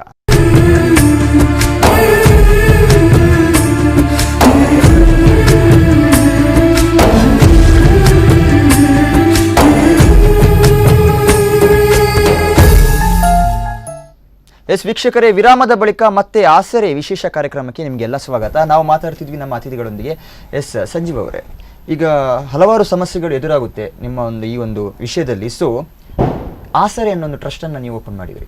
ಸೊ ಈ ಒಂದು ಕಾನ್ಸೆಪ್ಟ್ ಯಾವ ರೀತಿ ಸ್ಟಾರ್ಟ್ ಆಯಿತು, ಇದಕ್ಕೆ ಎಷ್ಟು ಜನ ನಿಮಗೆ ಸಪೋರ್ಟನ್ನು ಕೊಟ್ಟರು, ಈ ಒಂದು ಐಡಿಯಾ ಬಂದಾಗ ಯಾವ ರೀತಿ ನೀವು ಅದನ್ನು ಡೆವಲಪ್ ಮಾಡಿದ್ರಿ? ಸೊ ಆಸರೆ ಒಂದು ಟ್ರಸ್ಟ್ ನಾನು ಶುರು ಮಾಡಲಿಕ್ಕೆ ಒಂದು ಮುಖ್ಯ ವಿಷಯ ಏನಂತ ಹೇಳಿದ್ರೆ, ನಮಗೆ ಫಂಡ್ ಕೊಡೋರು ಒಂದು ಚೌಕಟ್ಟಿನ ಒಳಗೆ ಇರಬೇಕು, ಇಷ್ಟರಲ್ಲೇ ಕೆಲಸ ಮಾಡಬೇಕು, ಅದು ದಾಟಿ ಆಚೆ ಹೋಗಬಾರ್ದು ಅನ್ನುವ ನಾನೊಂದು 10 ಸಂಘಟನೆಯಲ್ಲಿ ಕೆಲಸ ಮಾಡಿದಾಗ ನನಗೆ ತುಂಬ ಬೇಜಾರಾಯಿತು. ನನಗೆ ಅಗತ್ಯ ಇರುವಂಥ ಏನು ಪೂರೈಕೆ ಮಾಡಲಿಕ್ಕೆ ಆಗ್ತಾ ಇಲ್ಲ. ಅವರಷ್ಟೇ ಇವತ್ತೇನು ಹೇಳಿದ್ರೆ, ಒಂದಿಷ್ಟು ಅನ್ನ ಹಾಕಿದ್ದಾರೆ, ಸಾರಿಲ್ಲ, ಹಾಗೆ ಸಾರಿಗೆ ಇನ್ನೊಂದು ಸಂಘಟನೆ ಬಿಡಬೇಕಾಗ್ತದೆ. ಈ ಥರ ನಾನು ಅದನ್ನು ಯೋಚನೆ ಮಾಡಿದಾಗ ಇದೇನು ಇಷ್ಟೆಲ್ಲ ಆಗ್ತದೆ. ನನಗೆ ಡೆಲ್ಲಿಯಲ್ಲಿ ಬೇರೆ ಬೇರೆ ಸಮಾವೇಶನದಲ್ಲಿ ವಿಮಾನದಲ್ಲಿ ಸಹ ಹೋಗುವಂಥ ನನಗೆ ಸುಮಾರು ಅವಕಾಶ ಸಿಕ್ಕಿದಾಗ ಅಲ್ಲಿ ಸಹ ನಾನು ಯೋಚನೆ ಮಾಡಿದ್ದು, ಕಳಿಸುವಾಗ ಏನು ಹೇಳ್ತಾ ಇದ್ದಾರೆ ಅಂದರೆ, ಸಂಜೀವರೇ ನೀವು ನಮ್ಮ ಪರವಾಗಿ ಮಾತಾಡಬೇಕು, ಇಲ್ಲಿ ಸಮಸ್ಯೆ ಇದ್ದರೂ ಅದು ಹೇಳಬಾರ್ದು, ಒಂದು ನಿಮಗೆ ಹೋಗೋದೊಂದು ವಿಮಾನ ವ್ಯವಸ್ಥೆ ಮಾಡಿತ್ತಲ್ಲ ಅಂತ. ನನಗೆ ನಿಜವಾಗ್ಲೂ ವಿಮಾನದಲ್ಲಿ ಹೋಗ್ಬೇಕಂತ ಆಸೆ ಇಲ್ಲ. ಒಂದ್ಸತಿ ಹೋಗಿ ತೀರ್ಕೊಂಡಿದ್ದೆ, ಬೇಡ ಪುನಃ ಹೋಗ್ಬೇಕಂತಿಲ್ಲ. ಇದೆಲ್ಲ ಯೋಚನೆ ನನಗೆ ತುಂಬಾ ಬೇಜಾರಾದಾಗ ನಾವೊಂದು ಮೇಡಮ್ ಹತ್ರ ಮಾತಾಡಿದಾಗ ನಾವೊಂದು ಟ್ರಸ್ಟ್ ಮಾಡೋಣ. ನಿಜವಾಗಿ ಟ್ರಸ್ಟ್ ಮಾಡಬೇಕಂದ್ರೆ ನಿಜವಾದ ಸೇವೆ ಕೊಡಬೇಕು. ಇವತ್ತು ಹೊಟ್ಟೆ ತುಂಬಿದವರಿಗೆ ಮತ್ತು ಊಟ ಕೊಟ್ಟು ಏನು ಪ್ರಯೋಜನ ಇಲ್ಲ, ನಿದ್ರೆ ಬಂದವನೇ ಅದು ಎಬ್ಬಿಸಿದ ಹಾಗೆ ಆಗ್ತದೆ. ಅದಕ್ಕೆ ಮೇಡಮ್ ಅಂತೇಳಿ ನಾವು ಅಗತ್ಯ ಏನಿತ್ತು ಅಂತ ಹೇಳಿದಾಗ ನಾವು ಸುಮಾರು 1-2 ವರ್ಷದಿಂದ ಈ ಟ್ರಸ್ಟ್ ಮುಖಾಂತರ ಬರೀ ನಾವು ಲಿಂಗತ್ವ ಅಲ್ಪಸಂಖ್ಯಾತರು ಒಂದೇ ನೋಡಿಲ್ಲ, HIV ತುತ್ತಾದವರು, ಅಂಗವಿಕಲರು, ಸಮಾಜದಲ್ಲಿ ತುಳಿತಕ್ಕೊಳಗಂಥ ಸಮುದಾಯದವರು, ದಲಿತರು, ಇವ್ರನ್ನೆಲ್ಲರೂ ಸೇರಿಕೊಂಡು ಕಟ್ಟೆ ಕಡೆಯಲ್ಲಿರುವಂಥ ಕಷ್ಟದಲ್ಲಿ ಇರುವಂಥವ್ರಿಗೂ ನಾವು ಸಪೋರ್ಟ್ ಮಾಡಬೇಕು ಅಂತ. ಮಕ್ಕಳಿಗೆ ಸ್ಕೂಲ್ ಎಜುಕೇಷನ್ ಆಗಿರ್ಬೋದು, ಇವತ್ತು ಸರ್ಕಾರ ಕೊಟ್ಟಿರ್ಬೋದು, ಸರ್ಕಾರ ಕೊಡೋದನ್ನು ಸಹ ಸರಿಯಾದ ರೀತಿಯಲ್ಲಿ ಬರಲಿಲ್ಲ ಅಂತ ವಾದವು ನಾವು ಮಾಡಿದಾಗ ಯಾರಾದರೂ ಅದಕ್ಕೆ ಮೇಡಮ್ ಏನು ಹೇಳ್ತಾ ಇದ್ದಾರೆ ಅಂದರೆ, ಕೆಲವೊಬ್ಬರು ಒಳ್ಳೆಯವರು ಇದ್ದಾರೆ, 100ರಲ್ಲಿ ಒಬ್ಬರು ನಮಗೆ ಸಹಾಯ ಮಾಡುವಂಥ ವ್ಯಕ್ತಿಗಳಿದ್ದಾರೆ, ಅವ್ರ ಮುಖಾಂತರ ಮೇಡಮ್ ಕೇಳಿ ನಮ್ಮ ಫಿಲ್ಮ್ ನಾವು ಏನಕ್ಕೆ ಮಾಡಿದ್ದೀವಿ ಅಂತ ನೇರವಾಗಿ ಅವ್ರದ್ದು ಹೇಳ್ಕೊತೀವಿ. ಈ ಸರ್ಕಾರ ಏನು ಮಾಡ್ತಾ ಇದೆ, ಉಳಿದಂಥ ಸಮುದಾಯದವ್ರು ಏನು ಮಾಡ್ತಾ ಇದ್ದಾರೆ, ಸಂಘ ಸಂಸ್ಥೆಗಳಿಂದ ಫಂಡ್ ಬರೋದು ಏನಾಗ್ತಾ ಇದೆ ಅದೆಲ್ಲ ನಾವು ಬಿಡಿಸಿ ಹೇಳ್ತಿದ್ವಿ. ನಮಗೆ ಮುಜುಗರ ಇಲ್ಲ, ನಮ್ಗೆ ಏನು ಹೆದರಿಕೆಯೂ ಇಲ್ಲ, ಯಾಕಂದ್ರೆ ನಾವು ನೇರವಾಗಿದ್ದೇವೆ. ಅದನ್ನು ಹೇಳಿದಾಗ ಕೆಲವರು ನಮಗೆ ಸಪೋರ್ಟ್ ಮಾಡ್ಲಿಕ್ಕೆ ಬಂದಾಗ ನಮಗೆ ಅನಿಸಿತ್ತು, ನಾವು ಸಣ್ಣದ್ರಲ್ಲಾದರೂ ನಮ್ಮಲ್ಲಿ ಆಗುವಂಥ ಸೇವೆ ಕೊಡ್ಲಿಕ್ಕೆ ಆಗ್ತದೆ ಈ ಸಂಘಟನೆಯಿಂದ, ಬೇರೆಯವರು ಇದು ಬೇಡ ಅಂತ. ಇವತ್ತು ಅದನ್ನು ಮಾಡಿದ ಮೇಲೆ ಇವತ್ತು ಎಷ್ಟೋ ನಮ್ಮ ಅಧಿಕಾರಿಗಳು ನಮ್ಮ ಮೇಲೆ ಅವರಿಗೆ ಇದಾಯಿತು, ಅಭಿಮಾನ ಬಂತು. ಜಿಲ್ಲಾಧಿಕಾರಿಯವರಾಗಿರ್ಬೋದು, ಬೇರೆ ಬೇರೆ ಇಲಾಖೆಯವರು ನಮ್ಮನ್ನು ಕರೆದು ಬಿಟ್ಟು ನಮ್ಮನ್ನೇ ಫಸ್ಟ್ ಕೇಳ್ತಾ ಇದ್ದಾರೆ, ಮೇಡಮಿಗೂ ನಮಗೂ ಈ ಸಮಸ್ಯೆನ ಏನು ಮಾಡಬೇಕು, ಮಕ್ಕಳಿಗೆ ಫುಡ್ ಯಾವ ರೀತಿ ಕೊಡಬೇಕು, ಇದೆಲ್ಲ ನಮ್ಮನ್ನು ಕೇಳುವಾಗ ನಮ್ಗೆ ಅನಿಸಿತ್ತು. ನಾವು ಹೀಗೆ ಹೇಳ್ತೀವಿ ಅವರಿಗೆ, ಒಂದು ಸಜೆಷನ್ ಕೊಡ್ತೀವಿ, ಹೀಗೆ ಮಾಡ್ಬೋದು, ಹೀಗೆ ಆಗಬೇಕು ಅಂತ. ಇದೆಲ್ಲ ಮಾಡುವಾಗ ನಮಗೊಂದು ಒಂದು ಒಂದು ಖುಷಿಯಾಗಿತ್ತು. ಮತ್ತು ಇನ್ನೂ ಬೆಳೀತಾ ಹೋಗಬೇಕಿದೆ. ನಾನು ಮತ್ತೊಂದು ನನಗೆ ಅಧ್ಯಕ್ಷನಾಗಿದ್ದು ಸಹ ನಮಗೆ ಗೌರವ ಅಧ್ಯಕ್ಷರಾಗಿ ಮೇಡಮೇ ಇದ್ದಾರೆ. ಮುಂದಿನ ದಿನಗಳಲ್ಲಿ ನಾನು ಮೇಡಮೇ ಅದನ್ನು ಮುಂದುವರ್ಸ್ಕೊಂಡು ಹೋಗ್ಬೇಕಂತ ನನ್ನದು ಒಂದು ದೊಡ್ಡ ಆಸೆ ಇದೆ. ಜೊತೆಲಿ ಆಶ್ವೀಜ್ ಅವರಿದ್ದಾರೆ ಮತ್ತು ಉಳಿದಂಥ ಒಂದು 7-8 ಜನ ನಮ್ಮ ಸಪೋರ್ಟರ್ ಇದ್ದಾರೆ. ಅದರಲ್ಲೂ ಒಂದು ಮಂಗಳಮುಖಿಯಾಗಿ ಅಂತ ಒಂದು ದೀಪಿಕಾ ಅಂತ ಹೇಳೋಳು, ಅವಳು ಏನು ಹೇಳ್ತಾ ಇದ್ದಾಳೆ ಅಂತ, ನಾನು ದುಡ್ದಂತ, ಅವಳು ಡ್ಯಾನ್ಸರ್ ಆಗಿದ್ದಾಳೆ, ಅದರಲ್ಲಿ ಒಂದು ಸಣ್ಣ ಭಾಗವನ್ನು ನಾನು ನಿಮ್ಮ ಸಂಘಟನೆಗೆ ಕೊಡ್ತೇನೆ ಅಂತ ಬಂತು. ಬೇರೆ ನಮಸ್ತೆ. ಹಲೋ ಹಲೋ, ನಿಮ್ಮ ಹೆಸರು, ಎಲ್ಲಿಂದ ಕರೆ ಮಾಡ್ತಿದ್ದೀರಾ ಸರ್? ಕಾರ್ಕಳದಿಂದ ಸರ್. ನಿಮ್ಮ ಹೆಸರು? ಪೂರ್ಣಿಮಾ ಶೆಣೈ. ಎಸ್, ನಮ್ಮ ಅತಿಥಿಗಳಿದ್ದಾರೆ, ಏನಾದರೂ ಅವರಿಗೆ ನಿಮ್ಮ ಪ್ರಶ್ನೆಗಳಿದ್ರೆ ಕೇಳ್ಬೋದು. ಪ್ರಶ್ನೆಗಳಿಲ್ಲ ಸರ್, ಆದ್ರೆ ಒಂದು ನಮ್ಮ DC ಮೇಡಮ್ ರವರು ಒಳ್ಳೆ ಕೆಲಸ ಮಾಡಿದ್ದಾರೆ. ಅವರಿಗೆ ಒಂದು ಹೆಲ್ಪ್ ಆಗ್ಲಿಕ್ಕಾಗಿ, ತೃತೀಯ ಲಿಂಗಿಗಳಿಗೆ ಹೆಲ್ಪ್ ಆಗ್ಲಿ ಅಂತ ಹೇಳ್ಕೊಂಡು ಒಂದು ಸೆಲ್ಫ್ ಆಗಿ ಅವ್ರ ಓನ್ ಅರ್ನ್ ಮಾಡ್ಲಿಕ್ಕೆ ಒಂದು ಕ್ಯಾಂಟೀನ್ ಅನ್ನು ಮಾಡ್ಲಿಕ್ಕೆ ಒಂದು ಅವಕಾಶ ಮಾಡಿಕೊಟ್ಟಿದ್ದಾರೆ. ಸಂಜೀವ ಅವ್ರು ಮತ್ತೆ ಅವರ ಟೀಮಿಗೆ ಆಲ್ ದ ಬೆಸ್ಟ್ ಅಂತ ಹೇಳಿಕ್ಕೆ ಇಷ್ಟಪಡ್ತೇನೆ ಸರ್. ಚೆನ್ನಾಗಿ ಆಗ್ಲಿ, ನಮ್ಮ ಹಾರೈಕೆ ಇದೆ ಅವರಿಗೆ, ಒಳ್ಳೇದಾಗ್ಲಿ ಅಂತ ಹೇಳಿಕ್ಕೆ ಇಷ್ಟಪಡ್ತೇನೆ ಸರ್. ಓಕೆ ಮೇಡಮ್, ಓಕೆ, ಧನ್ಯವಾದ ನಿಮ್ಮ ಅಭಿಪ್ರಾಯಕ್ಕೆ. Thank you. ಎಸ್, ನೆಕ್ಸ್ಟ್ ಇನ್ನೊಂದು ವಿಷಯ ಏನಂದರೆ, ಅಶ್ವಿಜ್ ಅವರೇ, ಈಗ ಹಲವಾರು ಬೇಡಿಕೆಗಳಿರುತ್ತೆ. ಅಂದರೆ ಒಂದು ನಮಗೆ ಈ ಥರದೊಂದು ಸೌಲಭ್ಯ ಸಿಗಬೇಕು ಸರ್ಕಾರದಿಂದ, ಈ ಥರದೊಂದು ಸಪೋರ್ಟ್, ಸೌಲಭ್ಯ ಅನ್ನೋದಕ್ಕಿಂತ ಒಂದು ಸಪೋರ್ಟ್ ಸಿಗಬೇಕು, ಎಷ್ಟರ ಮಟ್ಟಿಗೆ ಅದು ಯೂಸ್ ಆಗುತ್ತೆ ನಮಗೆ. ಸೊ ಯಾವ ರೀತಿಯ ಬೇಡಿಕೆಗಳಿವೆ ಇನ್ನು ಸರ್ಕಾರಕ್ಕೆ ನೀವು ನೀಡೋದಾದರೆ? ಸರ್, ನನಗೆ ಮುಖ್ಯವಾಗಿ ಅನಿಸೋದಂದರೆ ಒಂದೇ ಬೇಡಿಕೆ, ಅಂದರೆ ಜಾಸ್ತಿಯಾಗಿ ನಾನು ಯೋಚನೆ ಮಾಡೋದಂದರೆ, ನಾನು ಅನುಭವದಿಂದ ಪಟ್ಟಿದ್ದು ನೋವು ಇನ್ನೊಬ್ಬರು ಪಡ್ಕೋಬಾರ್ದು. ಈ ಸೆಕ್ಸ್, ಜೆಂಡರ್, ಸೆಕ್ಷುಯಾಲಿಟಿ ನನಗೆ ಗೊತ್ತಾಗಿದ್ದು 32ನೇ ವರ್ಷದಲ್ಲಿ ನನಗೆ ರಿಯಲೈಸ್ ಆಗಬೇಕಿತ್ತ. ಮೊದಲೇ ರಿಯಲೈಸ್ ಯಾಕೆ ಆಗಬಾರ್ದಿತ್ತು? ಅದು ರಿಯಲೈಸ್ ಮಾಡಲಿಕ್ಕೆ ಯಾರಾದರೂ ಬ್ಯಾಕ್ ಸಪೋರ್ಟ್ ಅಥವಾ ಬ್ಯಾಕ್ ನನಗೆ ಹಿಂದಿಂದ ನನ್ನ ಬಗ್ಗೆನೇ ಅವ್ನಿಗೆ ಸ್ವಲ್ಪ ಆದ್ರೂ ಗೊತ್ತಿರಬೇಕಿತ್ತು, ಎಜುಕೇಶನ್ ಬೇಕು. ಅದಕ್ಕೆ ಈ ಮಕ್ಕಳಿಗೆ ನಾವು SLC ತನಕ ಕೊಡಲಿಕ್ಕೆ ಆಗೋದಿಲ್ಲ ಬಿಡಿ. SLCಲಿ ಮಕ್ಕಳದು ಅಂಡರ್ ಏಜ್ ಇರ್ತಾರೆ, ನಾವು ಅವ್ರಿಗೆ ಸೆಕ್ಸ್ ಸೆಕ್ಟರ್ ಬಗ್ಗೆ ಹೇಳಲಿಕ್ಕೆ ಆಗೋದಿಲ್ಲ. ಆದರೆ ಫಸ್ಟ್ ಇಯರ್, ಸೆಕೆಂಡ್ ಇಯರ್ PUCಯಲ್ಲಿ ಆ ಒಂದು ಸಬ್ಜೆಕ್ಟ್ ಕಂಪಲ್ಸರಿ ಗೌರ್ಮೆಂಟೇ ಮಾಡಬೇಕಂತ ನನಗೆ ಎಜುಕೇಷನ್ ಲೆವೆಲಲ್ಲಿ ಸೆಕ್ಸ್, ಜೆಂಡರ್, ಸೆಕ್ಷುಯಾಲಿಟಿ ಬಗ್ಗೆ ಒಂದು ಪಾಠ ಬರಬೇಕು ಮಕ್ಕಳಿಗೆ. ಅದರಿಂದ ಅವರಿಗೆ ಜೆಂಡರ್, ಸೆಕ್ಷುಯಾಲಿಟಿ ಬಗ್ಗೆ ತಿಳ್ಕೊಳ್ಳಿಕ್ಕೆ ಆದರೂ ಸ್ವಲ್ಪ ಮಟ್ಟಿಗೆ. ಮತ್ತು ಕೆಲವು ಯೋಜನೆಗಳಿದೆ, ಇದು ಬರೀ ಸಂಜೀವ ಒಬ್ಬನೇ ಹೋಗಿ ಯೋಜನೆಗಳು ಇಂಥದ್ದು ನಿಮಗೆ ಇದೆ ಮರೆ ಸೈಟಲ್ಲಿ ಹೋಗಿ ಹೇಳಲಿಕ್ಕೆ ಆಗೋದಿಲ್ಲ. ಇದೆಲ್ಲ ಎಜುಕೇಷನ್ ಲೆವೆಲಲ್ಲಿ ಈ ಥರದ್ದೆಲ್ಲ ಯೋಜನೆ ಇದೆ ಗೌರ್ಮೆಂಟಲ್ಲಿ, ಈ ಥರದ್ದೆಲ್ಲ ನಿಮಗೆ ಈ ಥರ ಫೆಸಿಲಿಟಿ ಇದೆ. ಡೈರೆಕ್ಟಾಗಿ ಹೇಳೋದು ಬೇಡ, ಎಜುಕೇಷನಲ್ಲಿ ಬಂದರೆ ಅವ್ರ ಬಗ್ಗೆ ಅವರೇ ತಿಳ್ಕೊಳ್ತಾರೆ. ಆ ಥರದ್ದೆಲ್ಲ ಬಂದರೆ ಅವರೇ ಹೋಗಿ ಗೌರ್ಮೆಂಟ್ ಹತ್ರ ಫೈಟ್ ಮಾಡಿ ಆ ಯೋಜನೆಯನ್ನು ಪಡ್ಕೋಬೋದು. ಇನ್ನೊಂದು ನಾನು ಗೌರ್ಮೆಂಟಿಗೆ ಡಿಮ್ಯಾಂಡ್ ಮಾಡೋದು ಏನಂದರೆ, ಪ್ರತಿಯೊಂದು ಗೌರ್ಮೆಂಟ್ ಸೆಕ್ಟ್ರಲ್ಲಿ ಒಂದು ಮೀಸಲಾತಿ ಆದರೂ ಇಡಲೇಬೇಕು ನಮ್ಮವ್ರಿಗೆ. ಇಂಥವ್ರು ಯಾರು? ಯಾಕೆಂತ ಹೇಳಿದರೆ, ನನಗೆ 32 ವರ್ಷ ತನಕ ನನ್ನ ಹತ್ರ ವೋಟರ್ ID ಇತ್ತು, ಲೈಸೆನ್ಸ್ ಇತ್ತು, ರೇಷನ್ ಕಾರ್ಡ್ ಇತ್ತು. 35/6 ಬಂದಾಗ ರೇಷನ್ ಕಾರ್ಡು ಇಲ್ಲ, ವೋಟರ್ ID ಇಲ್ಲ, ನನ್ನ ಮನೆಯಿಂದ ಎಲ್ಲ ಹೆಸರು ತೆಗೆದಾಕಿದ್ರು. ಆ ಟೈಮಲ್ಲಿ 32 ವರ್ಷ ತನಕ ನಾನು ಒಂದು ವೋಟ್ ಹಾಕಿಲ್ಲ. ಇವನ್ ನೀವು ಫೀಲ್ ಮಾಡಿ, 18 ವರ್ಷಕ್ಕೆ ಎಲ್ಲರೂ ಕಂಪಲ್ಸರಿ ವೋಟ್ ಹಾಕ್ಬೇಕಂತಾರೆ. ನನ್ನ ಹತ್ರ ವೋಟರ್ IDನೇ ಇಲ್ಲ, ರೇಷನ್ ಕಾರ್ಡ್ ಕೇಳಲಿಕ್ಕೆ ಹೋದರೆ ನನಗೆ ಅಡ್ರೆಸ್ ಪ್ರೂಫೇ ಇಲ್ಲ. ನನಗೆ ಎಲ್ಲಿಂದ ಮಾಡಿಸ್ಲಿ, ಯಾವುದಂತ ಮಾಡಿಸ್ಲಿ? ಆವಾಗ ಇವ್ರದ್ದೇ ಸಪೋರ್ಟ್ ನನಗೆ. ಇವ್ರ ಮನೆ ಅಡ್ರೆಸ್ಸಲ್ಲೇ ನಂದು ವೋಟರ್ ID ಆಯಿತು, ರೇಷನ್ ಕಾರ್ಡ್ ಆಯಿತು, ಈಗ ಲೈಸೆನ್ಸ್ ಮತ್ತೆ ಆಯಿತು, ಎಲ್ಲದು ಇವ್ರದ್ದೇ ಐಡೆಂಟಿ ಪ್ರೂಫ್. ಅದು ಯಾವಾಗ ಇಷ್ಟು ವರ್ಷಕ್ಕೆ ಬೇಕಾಯ್ತಾ? ಈ ವಿಷಯ ಎಲ್ಲ ಮಕ್ಕಳಿಗೆ ಸಣ್ಣ ಎಜುಕೇಷನ್ ಲೆವೆಲಲ್ಲಿ ಅವರಿಗೆ ಗೊತ್ತಿದ್ದರೆ ಅವ್ರು ಅದಕ್ಕೆ ತಕ್ಕಾಗೆ ಪೂರಕವಾಗಿ ಅವರು ಸ್ವಂತ ಡಿಸಿಷನ್ ಆ ಟೈಮಲ್ಲೇ ತಗೊಳ್ಬೋದಲ್ಲ. ಇಷ್ಟು ಲೇಟ್ ಮಾಡಬೇಕಂತ ಇಲ್ಲ. ಲೇಟ್ ಮಾಡಿದರೆ ಏನಾಗುತ್ತೆ, ಇದೇ ಥರ ಈಗ ನೋಡಿ, ಒಬ್ಬರು ಹುಡುಗಿ ಭಾಳ ಹಾಳಾಯಿತು, ಸಮಾಜದಲ್ಲಿ ನನಗೂ ಗಿಲ್ಟಿ, ನಾನು ಇನ್ನೊಬ್ಬರ ಹತ್ರ ಹೇಳಲಿಕ್ಕೂ ಇಲ್ಲ, ಆ ವಿಷಯ ಬಗ್ಗೆ ಮಾತಾಡಲಿಕ್ಕೂ ಇಲ್ಲ. ನನ್ನ ಸಮುದಾಯಕ್ಕೆ ಹೇಳಿದರೆ ಅವರು ಅದನ್ನು ಮೇಂಟೈನ್ ಮಾಡ್ಕೊಂಡು ಹೋಗ್ತಾರೆ. ನನಗೆ ಆ ಥರ ಮೇಂಟೈನ್ ಮಾಡೋ ಕೆಪಾಸಿಟಿ ಇಲ್ಲ, ನನಗೆ ಅದು ಸಹಿಸ್ಲಿಕ್ಕೆ ಆಗೋದಿಲ್ಲ, ಹೆಣ್ಣಿನ ನೋಡ್ಲಿಕ್ಕೆ ಆಗೋದಿಲ್ಲ, ನನಗೆ ಅವಳು ಮುಟ್ಲಿಕ್ಕೆ ಆಗೋದಿಲ್ಲ, ಅವಳ ಜೊತೆ ಮಲ್ಕೊಳ್ಳಿಕ್ಕೆ ಆಗೋದಿಲ್ಲ. ಆ ಥರ ಎಲ್ಲ ಕ್ಯೂರಿಯಾಸಿಟಿ ಅವ್ರು ಅದನ್ನು ಮೇಂಟೈನ್ ಮಾಡ್ತಾರೆ, ನನಗೆ ಮೇಂಟೈನ್ ಮಾಡ್ಲಿಕ್ಕೆ ಆಗೋದಿಲ್ಲ. ಇವಾಗ ನಾನು ಡೈವರ್ಸಿಗೆ ಅಪ್ಲೈ ಮಾಡ್ಲಿಕ್ಕೆ ಆಗೋದಿಲ್ಲ. ಕೋರ್ಟಿಗೆ ಹೋದರೆ ಅವ್ರ ಜಡ್ಜಿಗೆ ಸರಿಯಾಗಿ ನಮ್ಮ ಬಗ್ಗೆ ಗೊತ್ತಿಲ್ಲ, ಅಲ್ಲಿ ಹೋದರೆ ನನ್ನನ್ನೇ ಒತ್ತು ಒಳಗೆ ಜೈಲಿಗೆ ಹಾಕ್ತಾರೆ. ನಾನು ಇಲ್ಲಿ ಓಡ್ತಾನೆ ಇರೋದು ಜೀವನ ಪರ್ಯಂತ. ಹೌದೌದು, ಸೂಕ್ತ ರೀತಿಯ ಒಂದು ಎಜುಕೇಶನ್, ನಾಲೆಜ್ ಅನ್ನೋದು ನಿಮ್ಮ ಒಂದು ಆಶಯ. ಆದಷ್ಟು ಬೇಗ ಈಗ ಕಾರ್ಯರೂಪಕ್ಕೆ ಬರ್ತಾ ಇದೆ. ಆಕ್ಚುಲಿ ಹೇಳ್ಬೇಕಂದ್ರೆ ಮೇನ್ ಆಗಿ ಜ್ಞಾನ ಇಲ್ಲ ಜನಗಳಿಗೆ ಇದ್ರ ಬಗ್ಗೆ, ಹೌ ಟು ಡಿಫ್ರೆನ್ಶಿಯೇಟ್ ಅನ್ನೋದ್ರ ಬಗ್ಗೆ ಗೊತ್ತಿಲ್ಲ ಅವರಿಗೆ. ಸೊ ಈಗೀಗ ಹಲವಾರು ಯೋಜನೆಗಳು ಬರ್ತಾ ಇದೆ, ಗೌರ್ಮೆಂಟ್ ಕೂಡ ಇದಕ್ಕೆ ಒಂದು ಪ್ರೋತ್ಸಾಹವನ್ನು ಕೂಡ ನೀಡ್ತಿದೆ. ಇನ್ನೊಂದು ವಿಷಯ ಮೇಡಮ್, ಈಗ ನಕಲಿ ವೇಷ ತೊಟ್ಟು ಕೆಲವರು ಭಿಕ್ಷಾಟನೆಯನ್ನೆಲ್ಲ ಮಾಡ್ತಾ ಇದ್ದಾರೆ. ಮಂಗಳೂರಲ್ಲಿ ಮೊನ್ನೆ ಕೂಡ ಇದರ ಬಗ್ಗೆ ಒಂದು ಪ್ರಕರಣ ನಡೆಯಿತು, ಬಹಳ ಮಟ್ಟದಲ್ಲಿ ಇದು ಪ್ರಚಾರ ಕೂಡ ಆಯಿತು. ಇದರ ಬಗ್ಗೆ ನೀವು ಏನು ಹೇಳ್ತೀರಿ? ಅಂದರೆ ನಿಜವಾಗಿಯೂ ವೃತ್ತಿಯಾಗಿ ಸ್ವೀಕರಿಸಿದವರಿಗೆ ತೊಂದರೆಯನ್ನು ಉಂಟು ಮಾಡುತ್ತೆ. ಹೌದು, ಈ ವಿಷಯದಲ್ಲಿ ಮುಕ್ತವಾಗಿ ಮಾತಾಡ್ಬೇಕಂತ ಹೇಳಿದರೆ ಸಮಾಜದ ಬುದ್ಧಿಮಟ್ಟ ನೋಡಿ ಮಾತಾಡಬೇಕಾಗ್ತದೆ, ಇಲ್ಲಾಂದ್ರೆ ನಾವು ಕೆಟ್ಟದನ್ನು ಕೇಳಿಸ್ಕೊಳ್ಬೇಕಾಗ್ತದೆ. ಹಾಗಾಗಿ ಇಂಥ ವಿಷಯ ಬಂದಾಗ ನಾನು ತಣ್ಣಗೆ ನೋಡ್ತಾ ಇರ್ತೀನಿ, ಬೇಕಾದ್ರೆ ನನ್ನ ಹತ್ರ ಬಂದರೆ ನಾನು ಸಪೋರ್ಟ್ ಖಂಡಿತ ಮಾಡ್ತೀನಿ. ಆದರೆ ಆ ವಿಷಯ ಬಂದಾಗ ಒಂದು ತಿಳ್ಕೊಳ್ಬೇಕು ಏನಂತ ಹೇಳಿದರೆ, ಈಗ ನೋಡಿ ಸಂಜೀವ ಅವರು ಮೇಲಾಗಿ ಹುಟ್ಟಿದ್ದಾರೆ, ಬಟ್ ಹಿ ಹಿಮ್ಸೆಲ್ಫ್ ಅವರಿಗೆ ಫಿಮೇಲ್ ಅಂತ ಇದೆ ಒಳಗಡೆ, ಹೌದು ತಾನೆ? ಆಗ ಅವ್ರು ಏನು ಮಾಡ್ತಾರೆ ಅಂತ ಹೇಳಿದರೆ, ಅವರಿಗೆ ಸ್ವಾಭಿಮಾನ ಅನ್ನೋದಿದೆ. ಭಿಕ್ಷಾಟನೆ ಈಗ ನನಗೆ ಯಾವುದು ಸುಲಭ ಆಗ್ತದೆ ಹೇಳಿ? ನಾನು ಹೆಂಗಸಾಗಿರುವಾಗ ನನಗೆ ಈಗ ಸಂಜೀವ ಭಿಕ್ಷಾಟನೆಗೆ ಹೋದರೆ ನಾನು ನೋಡಿದರೆ ಕೈಕಾಲು ಗಟ್ಟಿ ಇದೆ, ಭಿಕ್ಷೆ ಬೇಡ್ತಾರೆ ಅಂತ ಬರ್ತದೆ. ಭಿಕ್ಷೆ ಬೇಡುವುದಾ? ಕೈಕಾಲು ಗಟ್ಟಿ ಇಲ್ವಾ ನಿಮಗೆ ಅಂತ.